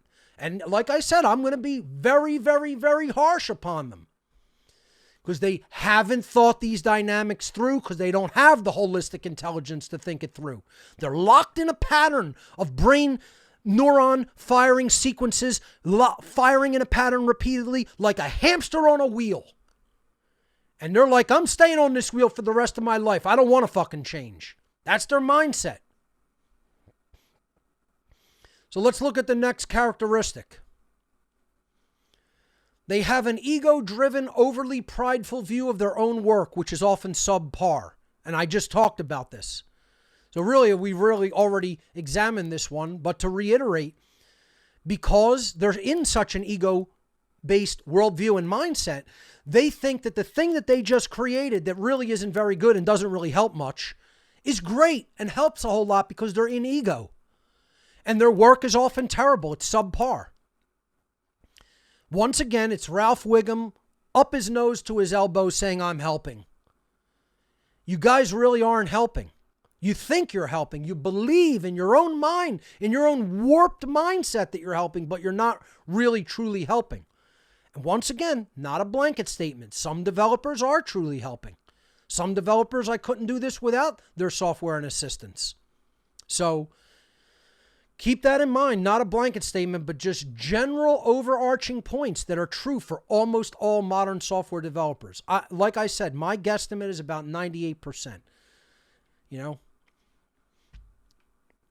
And then finally, they don't have a willingness to listen and improve. They just think that they're okay where they're at, just like where most people are at that don't want to admit that they are wrong, that they're fooled, that they don't have all the information they need, that they don't have all the answers. Developers will often say, it's good enough. I don't want to improve it. I don't want to listen to your suggestions. I don't want to listen to how it could be better. And so it just stays in this half-assed state, in this stagnated state, in this subpar state. It just stays there. This is the mindset of Satanism. The mindset of Satanism is motivation is me, and nothing else. My worldview is how it really is. I don't need to look at anything else. How I think it is, that's how it is. That's actually relativism.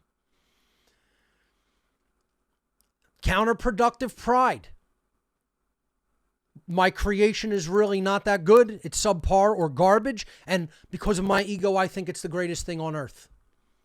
And they don't want to listen to the voice of wisdom. They don't want to listen to anybody who's sincerely trying to help them improve their product or their creation. And so it just stays in that state of stagnation because of their unwillingness to hear how their thinking is deplorable, not conducive to helping the world, not conducive to doing anything based on true purpose and true betterment of humanity and all of computing, which is the mechanism by which we get the word out. Most developers in the world have never thought about one of these dynamics for 1 millisecond from the time they were born. And most of them, I'm going to make the prediction, will die in ignorance. Because they're locked into that satanic mindset by hook or by crook, and you won't tell them any different, and they're going to choose to die in that mindset of ignorance. I'm going to say probably about 75%, which means we got a chance at like 22, 23% of them. Maybe. Around that number.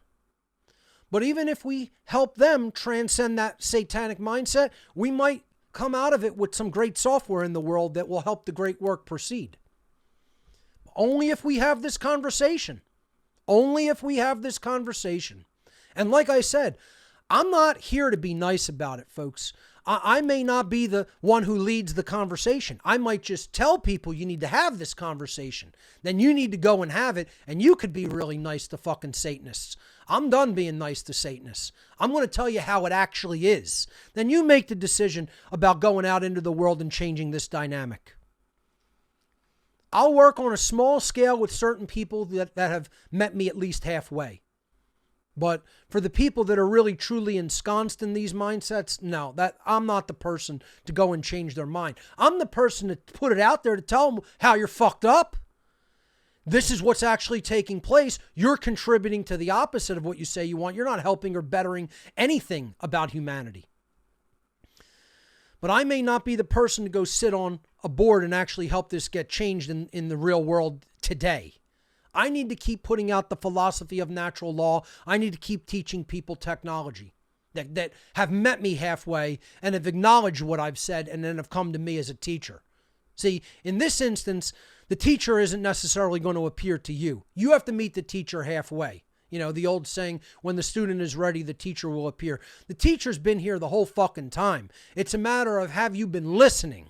Have you shut the yap jabber of your own nonsense satanic mind off and actually listen to the voice of wisdom?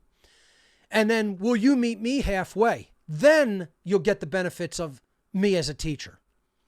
But I'm not at the point at my age anymore where I can tolerate the nonsense and bullshit mentality of most people. I'm sorry.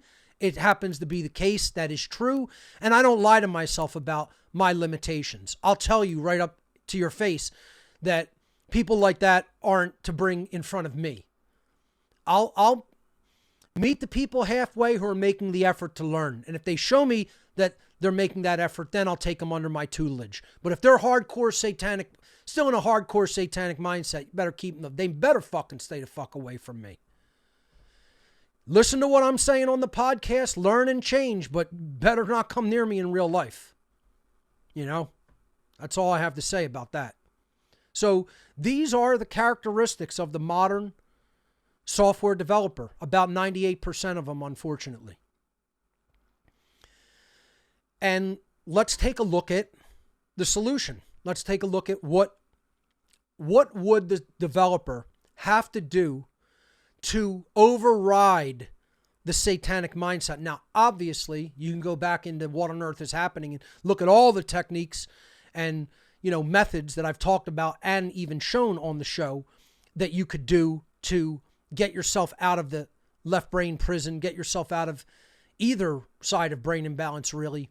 Do the necessary self-work, which I've termed, and many other people who do this type of spiritual work have termed shadow work, upon yourself to help heal whatever led you into this mentality.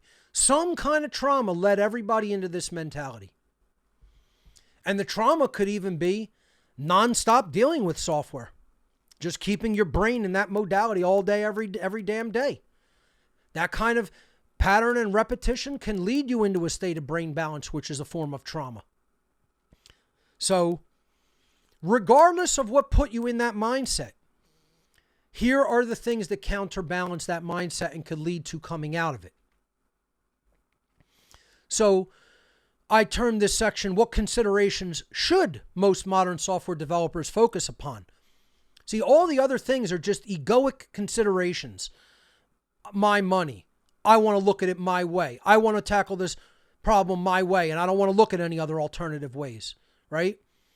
I'll assess my work according to my ego, not honestly, not make an honest assessment of how good it is, right? And I don't want to hear improvement suggestions from anybody, or mostly anybody. Some will, have a forum or listen to some people, but it's even a rare thing today. And it's a rarer thing when they will actually listen and make the necessary implementations. Because sometimes they don't know how to do it, and sometimes they just look at it and say, oh, that's your opinion, man. I don't think it should work like that. And sometimes they're right, but more often they just don't want to do the work. Sometimes it is a stupid suggestion on the part of people from the public. And sometimes there's really good suggestions made that they never work on and implement because they just don't think that they should. Because they have that rigid vision of what the software should be in their mind. We can even give examples of this on another show. I could show you different pitfalls and things that boneheaded decisions made, and I'm sure you guys see it if you are active in, using software in different capacities. And you could see how one developer does it really well one way and stumbles in a different way. And another developer will have the same thing and they'll do it terribly and they'll do a different aspect really great. But very few people create a total package, and it's because of their ego and their unwillingness to listen to improve. So let's look at what some of the solutions that if developers went into this dynamic mentally, they could really improve the quality of the product that they put out.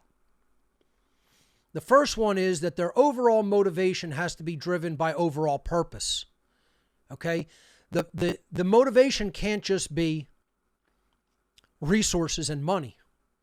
The motivation has to be, what are you making this software to accomplish and to improve in the world? A purpose. You have to define an overarching characteristic defined by purpose for the software.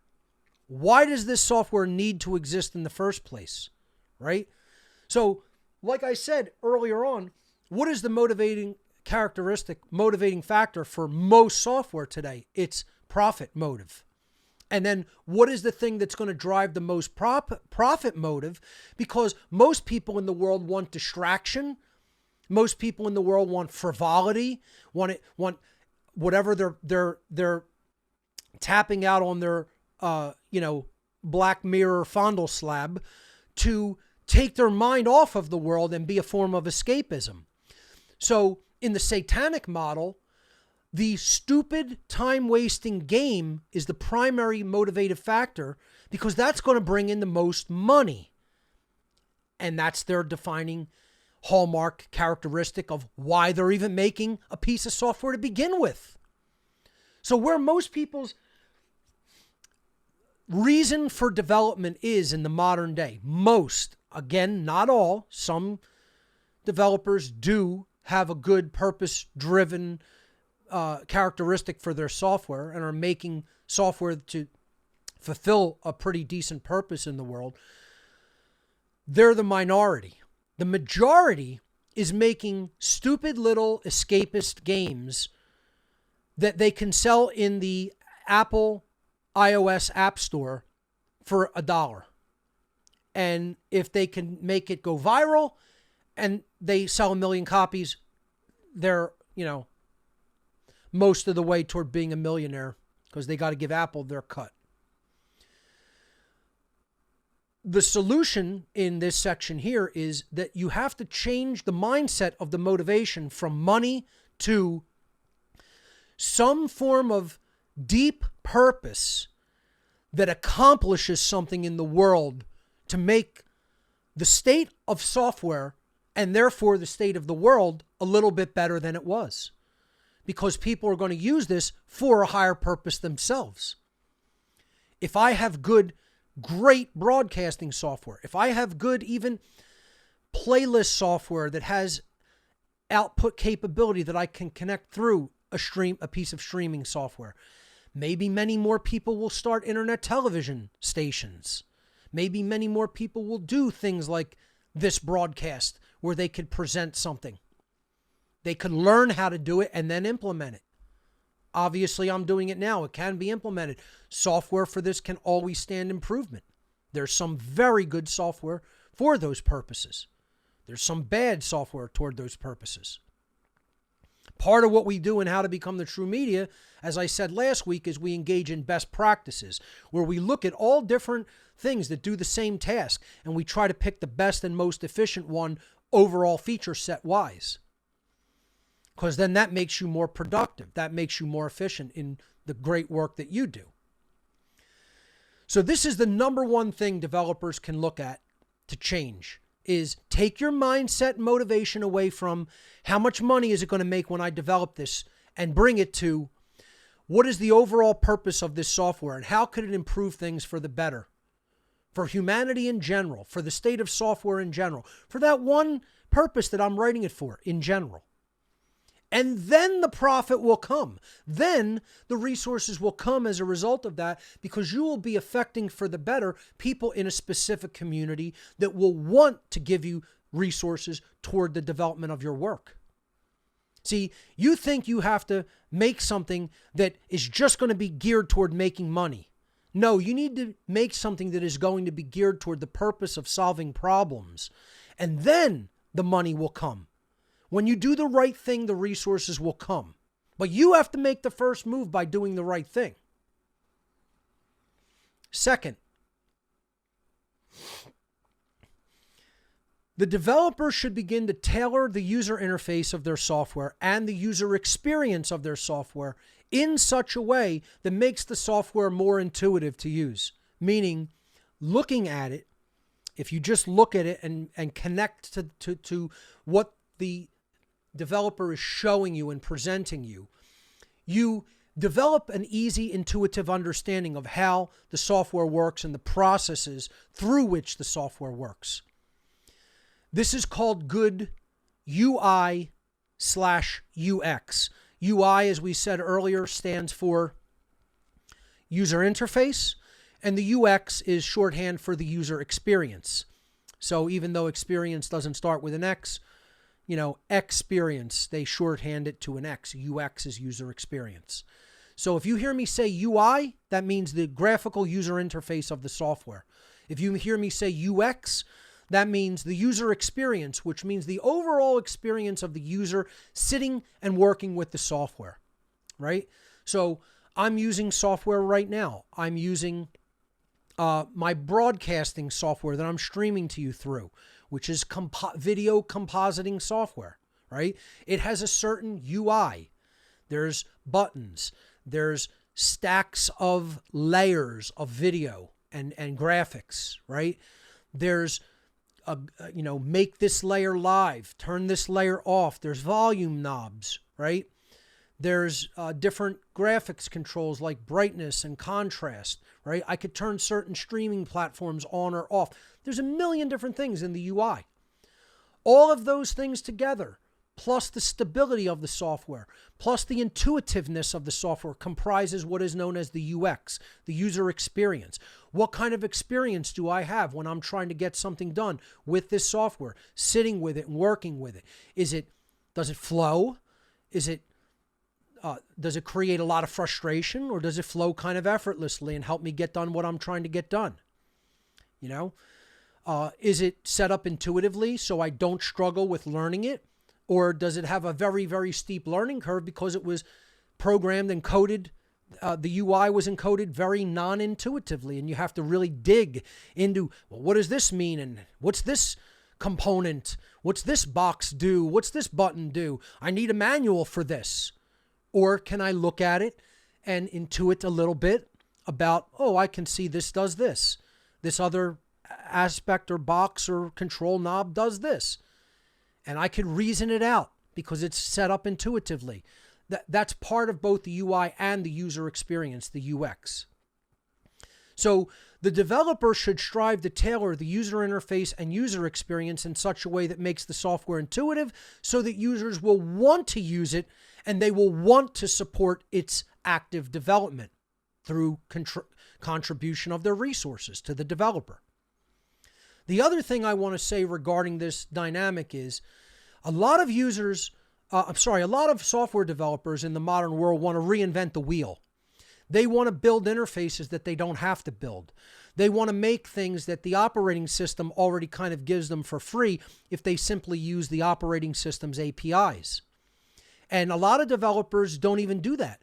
They don't even know how to leverage the APIs from the OS to build something that acts like a native program. They try to totally reinvent the interface when there's no reason to do that, where they're being given a lot of this code absolutely for free that is efficient and built right into the OS, where they don't have to build custom aspects of a UI. And that adds bloat to their software when they don't do that. That makes the software larger, it makes it slower. They have to call these different objects, etc. If they use operating system calls for a lot of that stuff, they could probably get that done highly more efficiently. Again, as I said, I go back to it a lot because it's open source software, it's blockchain based. I use it. Library. I want to root for Library. I want them to succeed. I really do. Genuinely. I've had such faith in the Library platform, I've moved my content to it from my website, and I no longer link from YouTube. I link from Library. And it works well enough. But there's tons of room for improvement, especially when it comes to the Library desktop app. They're not leveraging any operating system UI elements. They don't even have a progress bar that shows you the progress of your upload.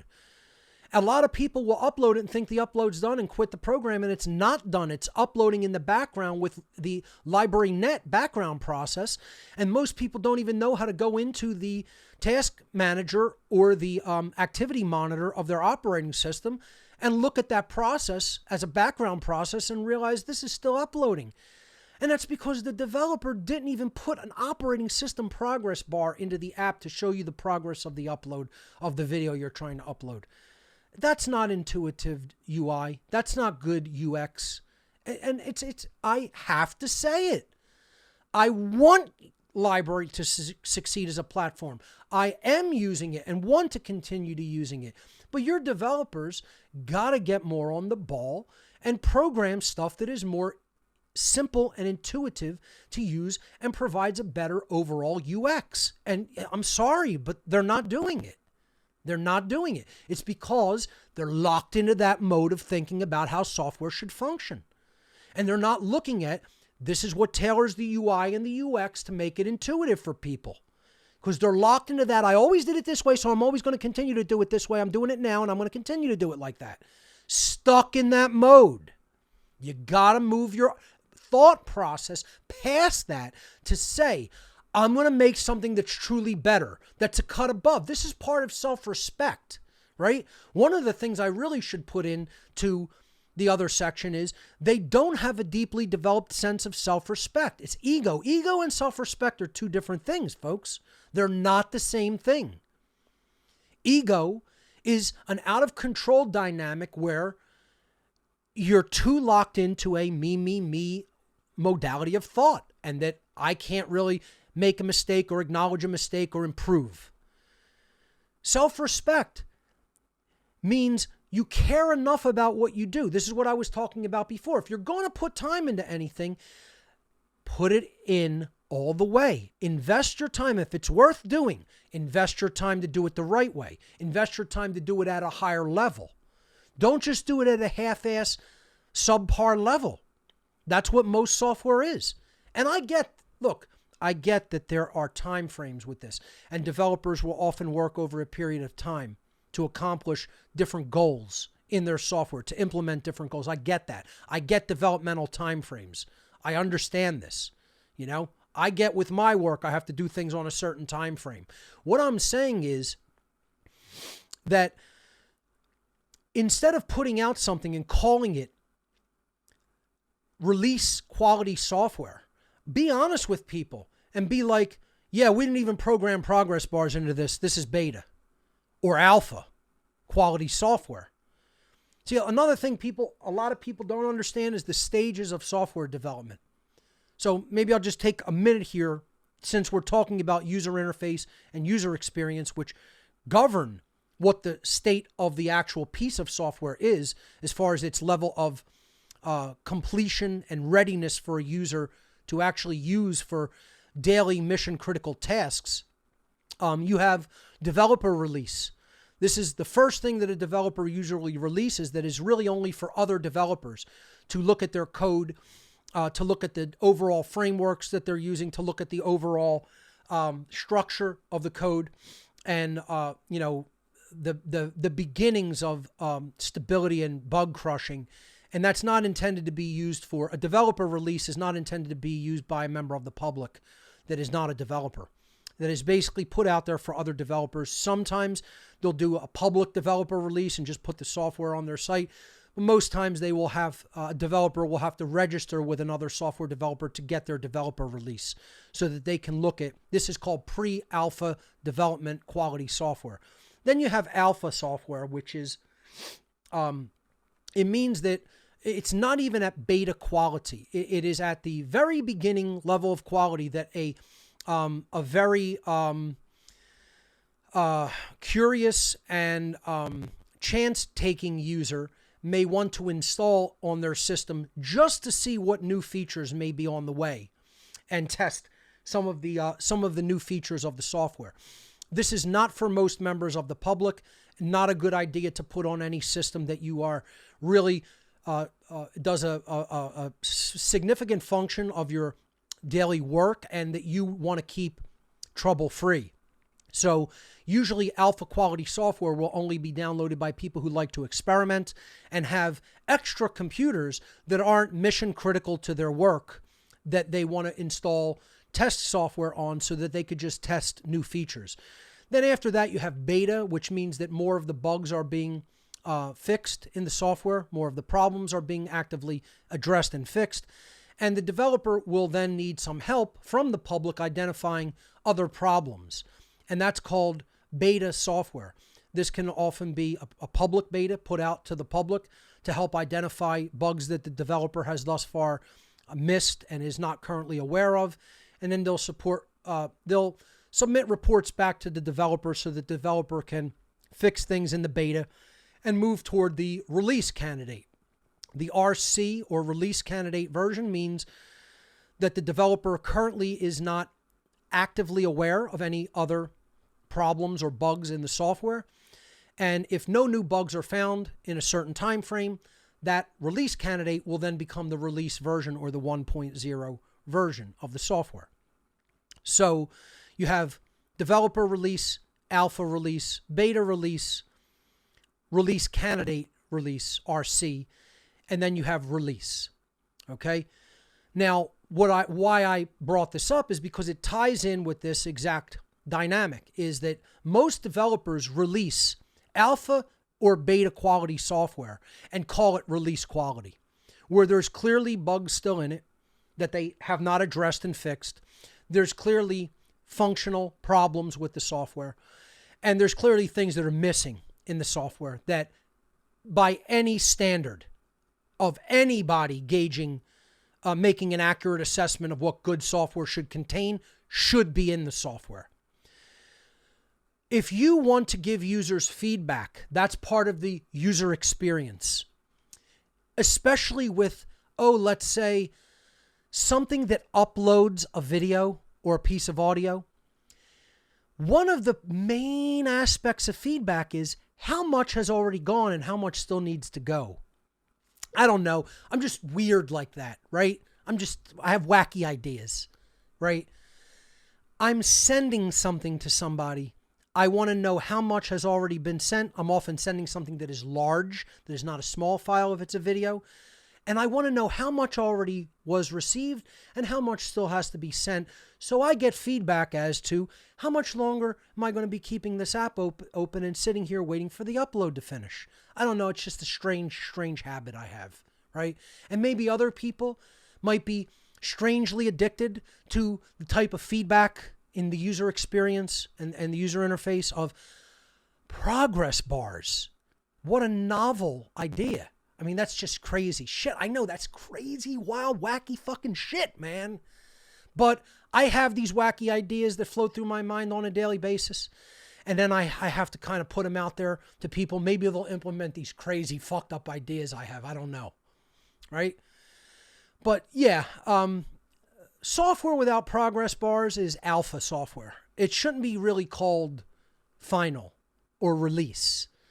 That's like, I'm just going to even be real nice and say at the best, that's beta, not public beta, like maybe beta 1, right? It's not release candidate quality. It's not even public beta quality, honestly. It's not release candidate, and it's certainly not release quality software. Call the software something that accurately reflects its real, true stage of development, right? And again, you know what? I'm going to just pause here for another second and go on to another topic briefly before I continue with the last 2 points on this section, because I know what people will say in this whole broadcast. Mark, you're not a developer. You don't know what it takes to do this. You're wrong. I may not be a software developer, but I understand development. I've done development in my life. I wouldn't say that I'm a good developer. I have done some web development. I'm not saying I could program in C++ or C# and write a desktop class application. Okay? I'm not going to claim to be able to do that. But I understand development. I get most of the aspects of what is involved in development. I know the processes of development. I've studied it. Okay? While I can't sit down and code a full desktop class application, that doesn't mean that I don't understand how development operates and proceeds. I've studied it quite frankly in some detail. And I understand the aspects for good development. I have actually spoken to developers and showed them some guidelines for aspects of development, particularly in UI areas. And some of them have even told me, I've never even heard about that. Then when they see, hey, this is how you leverage some UI elements to make your user interface better, then they are like, wow, I should have learned this a long time ago. So my answer to I'm not a developer is, yes, that is true. I'm not a desktop class application developer. However, I don't think that you need to actually have coding skill sets to understand what makes software good software. This is why often management teams aren't the lead coders, okay? But they understand what is going to make software so good that people want to use it and want to buy it. And I would say about my coding skills regarding even web development, I'm good enough to get into trouble, right? And maybe not so good enough to get out of the trouble that I got in, right? That's about how good I am when it comes to basic web development. but I am learning and proceeding as I go. And I think I've done a pretty decent job with everything I've done with What on Earth is Happening. And I've had significant help with that as well. And I've learned from that help and improved my coding skills when it comes to general web development. So I just want to address that when people say you're not a developer, but you have a lot of mouthy ideas when it comes to development. Yeah, that's right, I do. And I am entitled to those opinions and statements because I know probably a lot more about development than developers know when they're doing development. Okay? I've studied the process of development. See, again, I see things from systems level approaches. That's why the Satanists liked me. That's why they wanted to groom me. That's why they wanted to move me up into the higher level ranks of the Satanic network. They saw that I have big picture heuristic thinking, which is what a lot of people with left brain only intellect don't have. They recognize that in me. They recognize those intuitive characteristics and those big picture heuristic thinkings that is the kind of thinking that you need to analyze whole systems. And that's what they do. That's their dark great work. They analyze the whole system and learn how to control it. I could analyze the whole system and learn how to improve it. And a lot of people won't see that. They're just too egoic and they want to butt heads and battle egos. And they want to say, oh, you're a tough talker when it comes to this and that, but you can't actually sit down and code. Granted. However, I could say the exact opposite. You can sit down in the IDE and you could code all day, but you don't understand how the big picture works and how to put it all together to make people make it actually useful and make it fulfill a purpose and make people want to use it. And then more resources would come to you as a result. And that's why you're failing as a developer. See, it cuts both ways. So that's just my retort up front to people who will say, I don't strictly code as an actual application class developer. So let's move on. I just wanted to put that out there. The next thing that a developer has to do and take into consideration is they have to stop totally tooting their own horn when they don't have that much to toot about, right? Don't honk the horn if there's not that much to honk about. To put it to the trucker analogy, okay? Make an honest, accurate assessment of strengths and weaknesses. An honest, accurate assessment of your strengths and weaknesses as a developer. This takes you out of the egoic, satanic mindset of, I'm great at what I do, I don't have any flaws, I don't need to improve. There's always room for improvement. There's no such thing as perfection. That being said, don't wait to put things out until it's absolutely perfect. Perfection can be the enemy of the good. So you have to make something that is truly good and make an honest self-assessment and evaluation of the work that you're putting out. And when it is truly good and it is fulfilling that purpose, then you release it. You don't wait forever trying to, squash every tiny little bug under the sun until you're not releasing anything. Obviously, you got to have a time frame for release and improvement. That's granted. But your assessment of your own work has to reflect what is really there instead of what you want to see and how you want to see your work, And then that means talking to your users. That means talking to other people who do have true and honest assessments of software and understand UI and UX. That's the thing that's going to make or break your software. Once again, to developers out there, you could have your core functionality of your code perfect in every respect. If you just write it and put it out at the command line, nobody in the modern world is going to want to use it, number one. That's Unix mainframe bullshit thinking. Okay? And I don't care what you think of that thinking if you're a Linux head. I don't give a fuck. You're wrong. Every modern piece of software, regardless of what it does, should have an excellent user interface. And when the person sits down and uses the user interface, it should be intuitive enough that they should have a good user experience behind the software. Period. The end. That is truth. That's not my opinion. That is how well-written software works in modern times. We're not living in 1967 with the ENIAC fucking mainframe and renting time on the University of Penn system that has, 128 kilobits of RAM. Okay? You need to get the fuck out of that mindset and thinking. we're in a different world when it comes to computing and computing power. And also that doesn't mean write everything that takes every resource of the computer because somebody has 128 gigabytes of RAM in their system. Well, my app's going to take it all. That's the end of it. That's also satanic mindset. And I should have even put that in there. They write their software that it takes every resource that is available to it, instead of leaving room for multitasking and other things that the user may want to do. This is called bad multitasking and bad multi-threading written into their, frameworks and written into their, structures of their app. And a lot of developers don't even care about this. They're in that satanic mindset. Hey, if I need as much RAM as I can get, and the person has a ton of RAM, who gives a shit about what else he's running? I'm taking it all. And then they have bad release of resources. They release storage slowly or not at all until the app quits, or they release RAM slowly or not at all until the app quits. It's like they're not even really leveraging modern methods and functionality of what software should do, even in the technical space, let alone in the UI space. Like I said, I could consult on this, and most people never even talk about this. They never even talk about it. Crazy control freak leftists out in Silicon Valley talk about this at their tables while they're fucking smoking opium.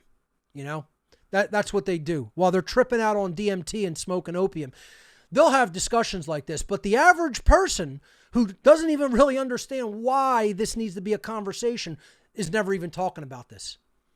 This is stuff that affects my life on a daily basis, and software and content creators' lives on a daily basis.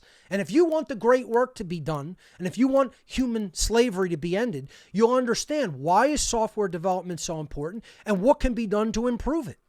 That's what this whole show has been about. We're probably not going to have time to go to calls in this show. I don't know, maybe we could squeeze a couple in, but I'll probably do a whole call-in show on this topic, maybe even talk to some developers next week. But I feel it's important. I need to get through these topics and flesh them out completely. Calls will be a secondary priority, and if necessary, we'll do a whole show just with your calls on the topic. So, once again, you can't just think, because I feel this is good for me, that it's really good. See, that's what the ego will lead people to believe. You got to make that honest assessment. And people will say this about my own work. And I do go back and listen to it and make an honest assessment of it. And I don't really like sitting there listening to myself, to be quite honest. But every time I hear myself, I go, damn, nobody else lays it out like that. There is not one other person that talks about it in quite the way that I do, and brings the pertinent topics to the table that are really causal factors. I'm not saying no one does it. Other people do it. But again, when I make that honest self-assessment, I go back and I'm like, absolutely great job from a realist perspective, from that honest perspective, because I'm sitting and listening. Who else says this? Is this true? Am I gauging and am I treading the balance between being very harsh on people and being motivating to them? And I think I've done a pretty good job of that in this season of What on Earth is Happening. Toward the end of last season, it was going a little bit past the balance line, admittedly.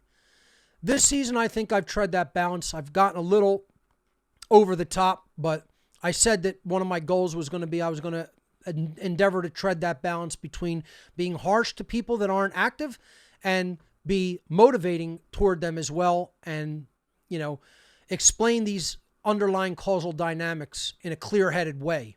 So this is what I mean by an honest assessment, right?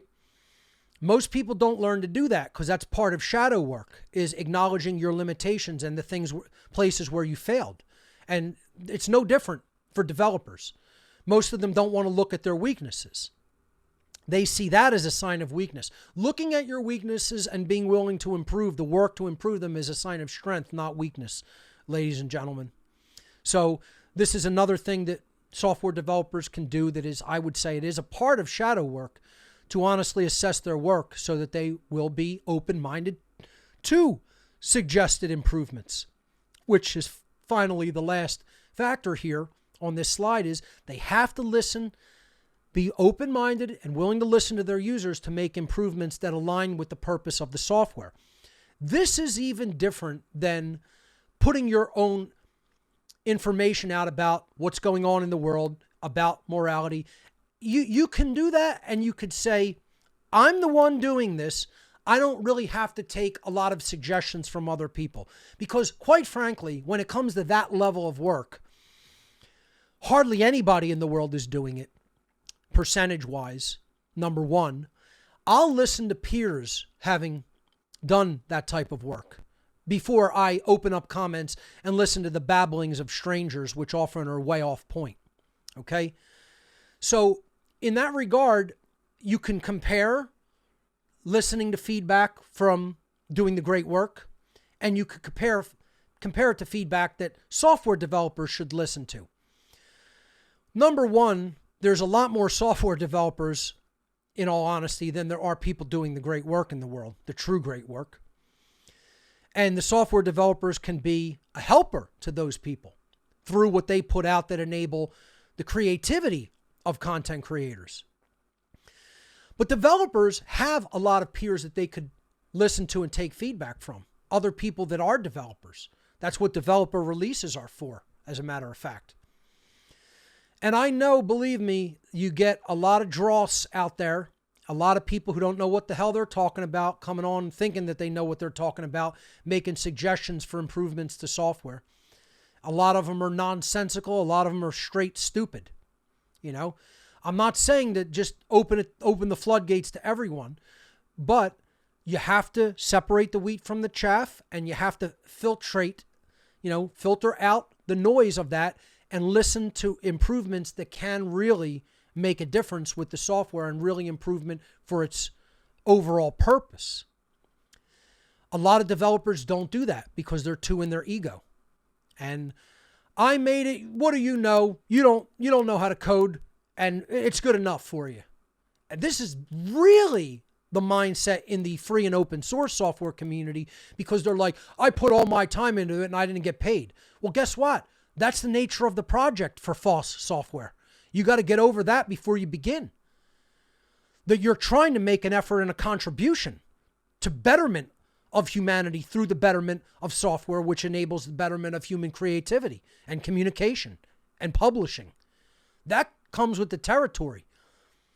If you want to complain, you put all this time and effort in and you're not getting paid, then you shouldn't be writing free open source software. You should form your company and write proprietary paid software, and you don't have to complain about not getting paid, because then you'll get paid when you make something good enough that people want to pay for. But this is often the mindset even in the open source community. Why do you have a right to complain? This is good enough for you because it's free. Well, no, that doesn't mean anything. Just because it's free doesn't mean it shouldn't be good. Just because you paid for it doesn't mean that it's good enough. It cuts both ways with free and proprietary. Once again, just because software was free, meaning gratis, does not mean that people should just accept inferior quality. And the other side of that sword is, just because you paid for something doesn't mean it's necessarily going to be good, and the developer shouldn't improve it just because money was exchanged. This is often how software developers work in any aspect. Oh, it was good enough for you to pay for. Well, no, that doesn't mean there's not any problems with it. That doesn't mean you shouldn't improve it better. You know, a lot of the proprietary software's mindset is get the money and run. You know, oh, I made the sale. That's the end of it. You pulled the trigger and bought it. Buyer beware. That's Satanism. That's a satanic mindset. But again, you have the same exact dynamic in the open source community. It's free, so you have no right to complain. Nonsense. If people are using it, they're putting their time and energy into it, and of course they have the right to suggest improvements to it. The developer doesn't have to listen to them, but again, if he wants to align the software with the purpose of what he's saying he put the software out for, then willingness to listen to one's users and make improvements that align with the purpose of the software is going to be a defining characteristic of the mindset of the developer that's doing the right thing. So when we take all of this into consideration, if the developers come out of the mindset of left brain imbalance that they are in, which I define as a satanic mindset of me thinking, not really caring about a purpose, but only caring about money and resources, right? Not having a good UI and a good user experience behind the software when it's actively engaged. Not making an honest assessment of how well they did when they coded and created the UI and the UX. And they don't want to listen to improvements. That's Satanism, folks. By any other name, you can call it anything you want. You could say they're an asshole. You could say that they're unwilling, they're hard-headed, they're unwilling to listen. They just have a rigid approach to how they think the software should work or what it should do. By any other name you call it, that is a satanic mindset. Conversely, if they move out of that mindset and they change the motivation for their project, the motivation becomes, what is the purpose of what I want to create here? And ultimately put out into the world, whether you're gifting it to the world or whether you're requiring resources for the exchange of it. And that's your choice. Notice I didn't make any judgment about that. I pay for proprietary software. I also use free and open source software. I do both. Okay? But they have to change the overall overarching purpose of why they're putting it out to the world. They have to make the UI reflect that purpose. They have to make the UX reflect that purpose. Then they have to be willing to listen to improvements and make an honest assessment. How well did I fulfill that purpose? And then be open-minded and willing to make improvements. Then software is going to change character. Right now, it's not doing so well. It's fraught with problems. It's fraught with bugs. It doesn't sometimes do the very thing that it claims that it's going to do. A lot of it is escapism. A lot of it is frivolity and just nonsense. A lot of it just is poorly written. The developer doesn't have enough self-respect to take enough pride in their work to really make it work well. They throw out half-assed, half-baked garbage and say it's good enough. But if these general guidelines that I've explained here are taken into account and consideration, two things are going to happen. One, the whole world of software will improve in the aggregate, in the overall.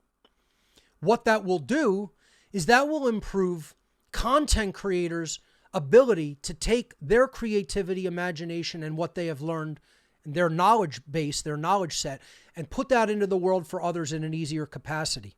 And so the great work will be done easier. It will make the great work easier to do and to accomplish.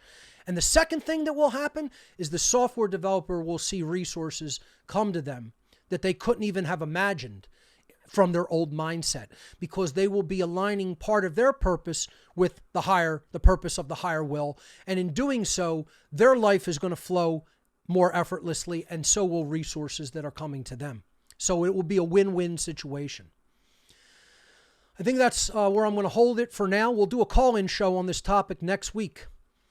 If you've liked what you've heard, tune in every week here between January and June for What on Earth is Happening live shows. If you want to get a lot of the knowledge, the really high-level important knowledge that informed me and helped me to wake up, you could request the ARC drive at whatonearthishappening.com/ARC. 26,000 audio files, 9,500 books, 3,400 videos, all on one drive. No censorship, no internet connection required. Visit gifts.whatonearthishappening for hard copies of my presentations. And you can get t-shirts there and other ancillary items. Gifts.whatonearthishappening.com. If you want to make a straight donation, whatonearthishappening.com/donate. I think there's 11 different donation methods up there on the site. To everyone who has donated, thank you from the bottom of my heart. You guys have kept me going and enabled What on Earth is Happening to move forward. So thank you to everyone who has already donated. That is all the time we have for this edition of What on Earth is Happening, ladies and gentlemen. Thank you for watching. We'll see you right here next week. And remember, government is slavery.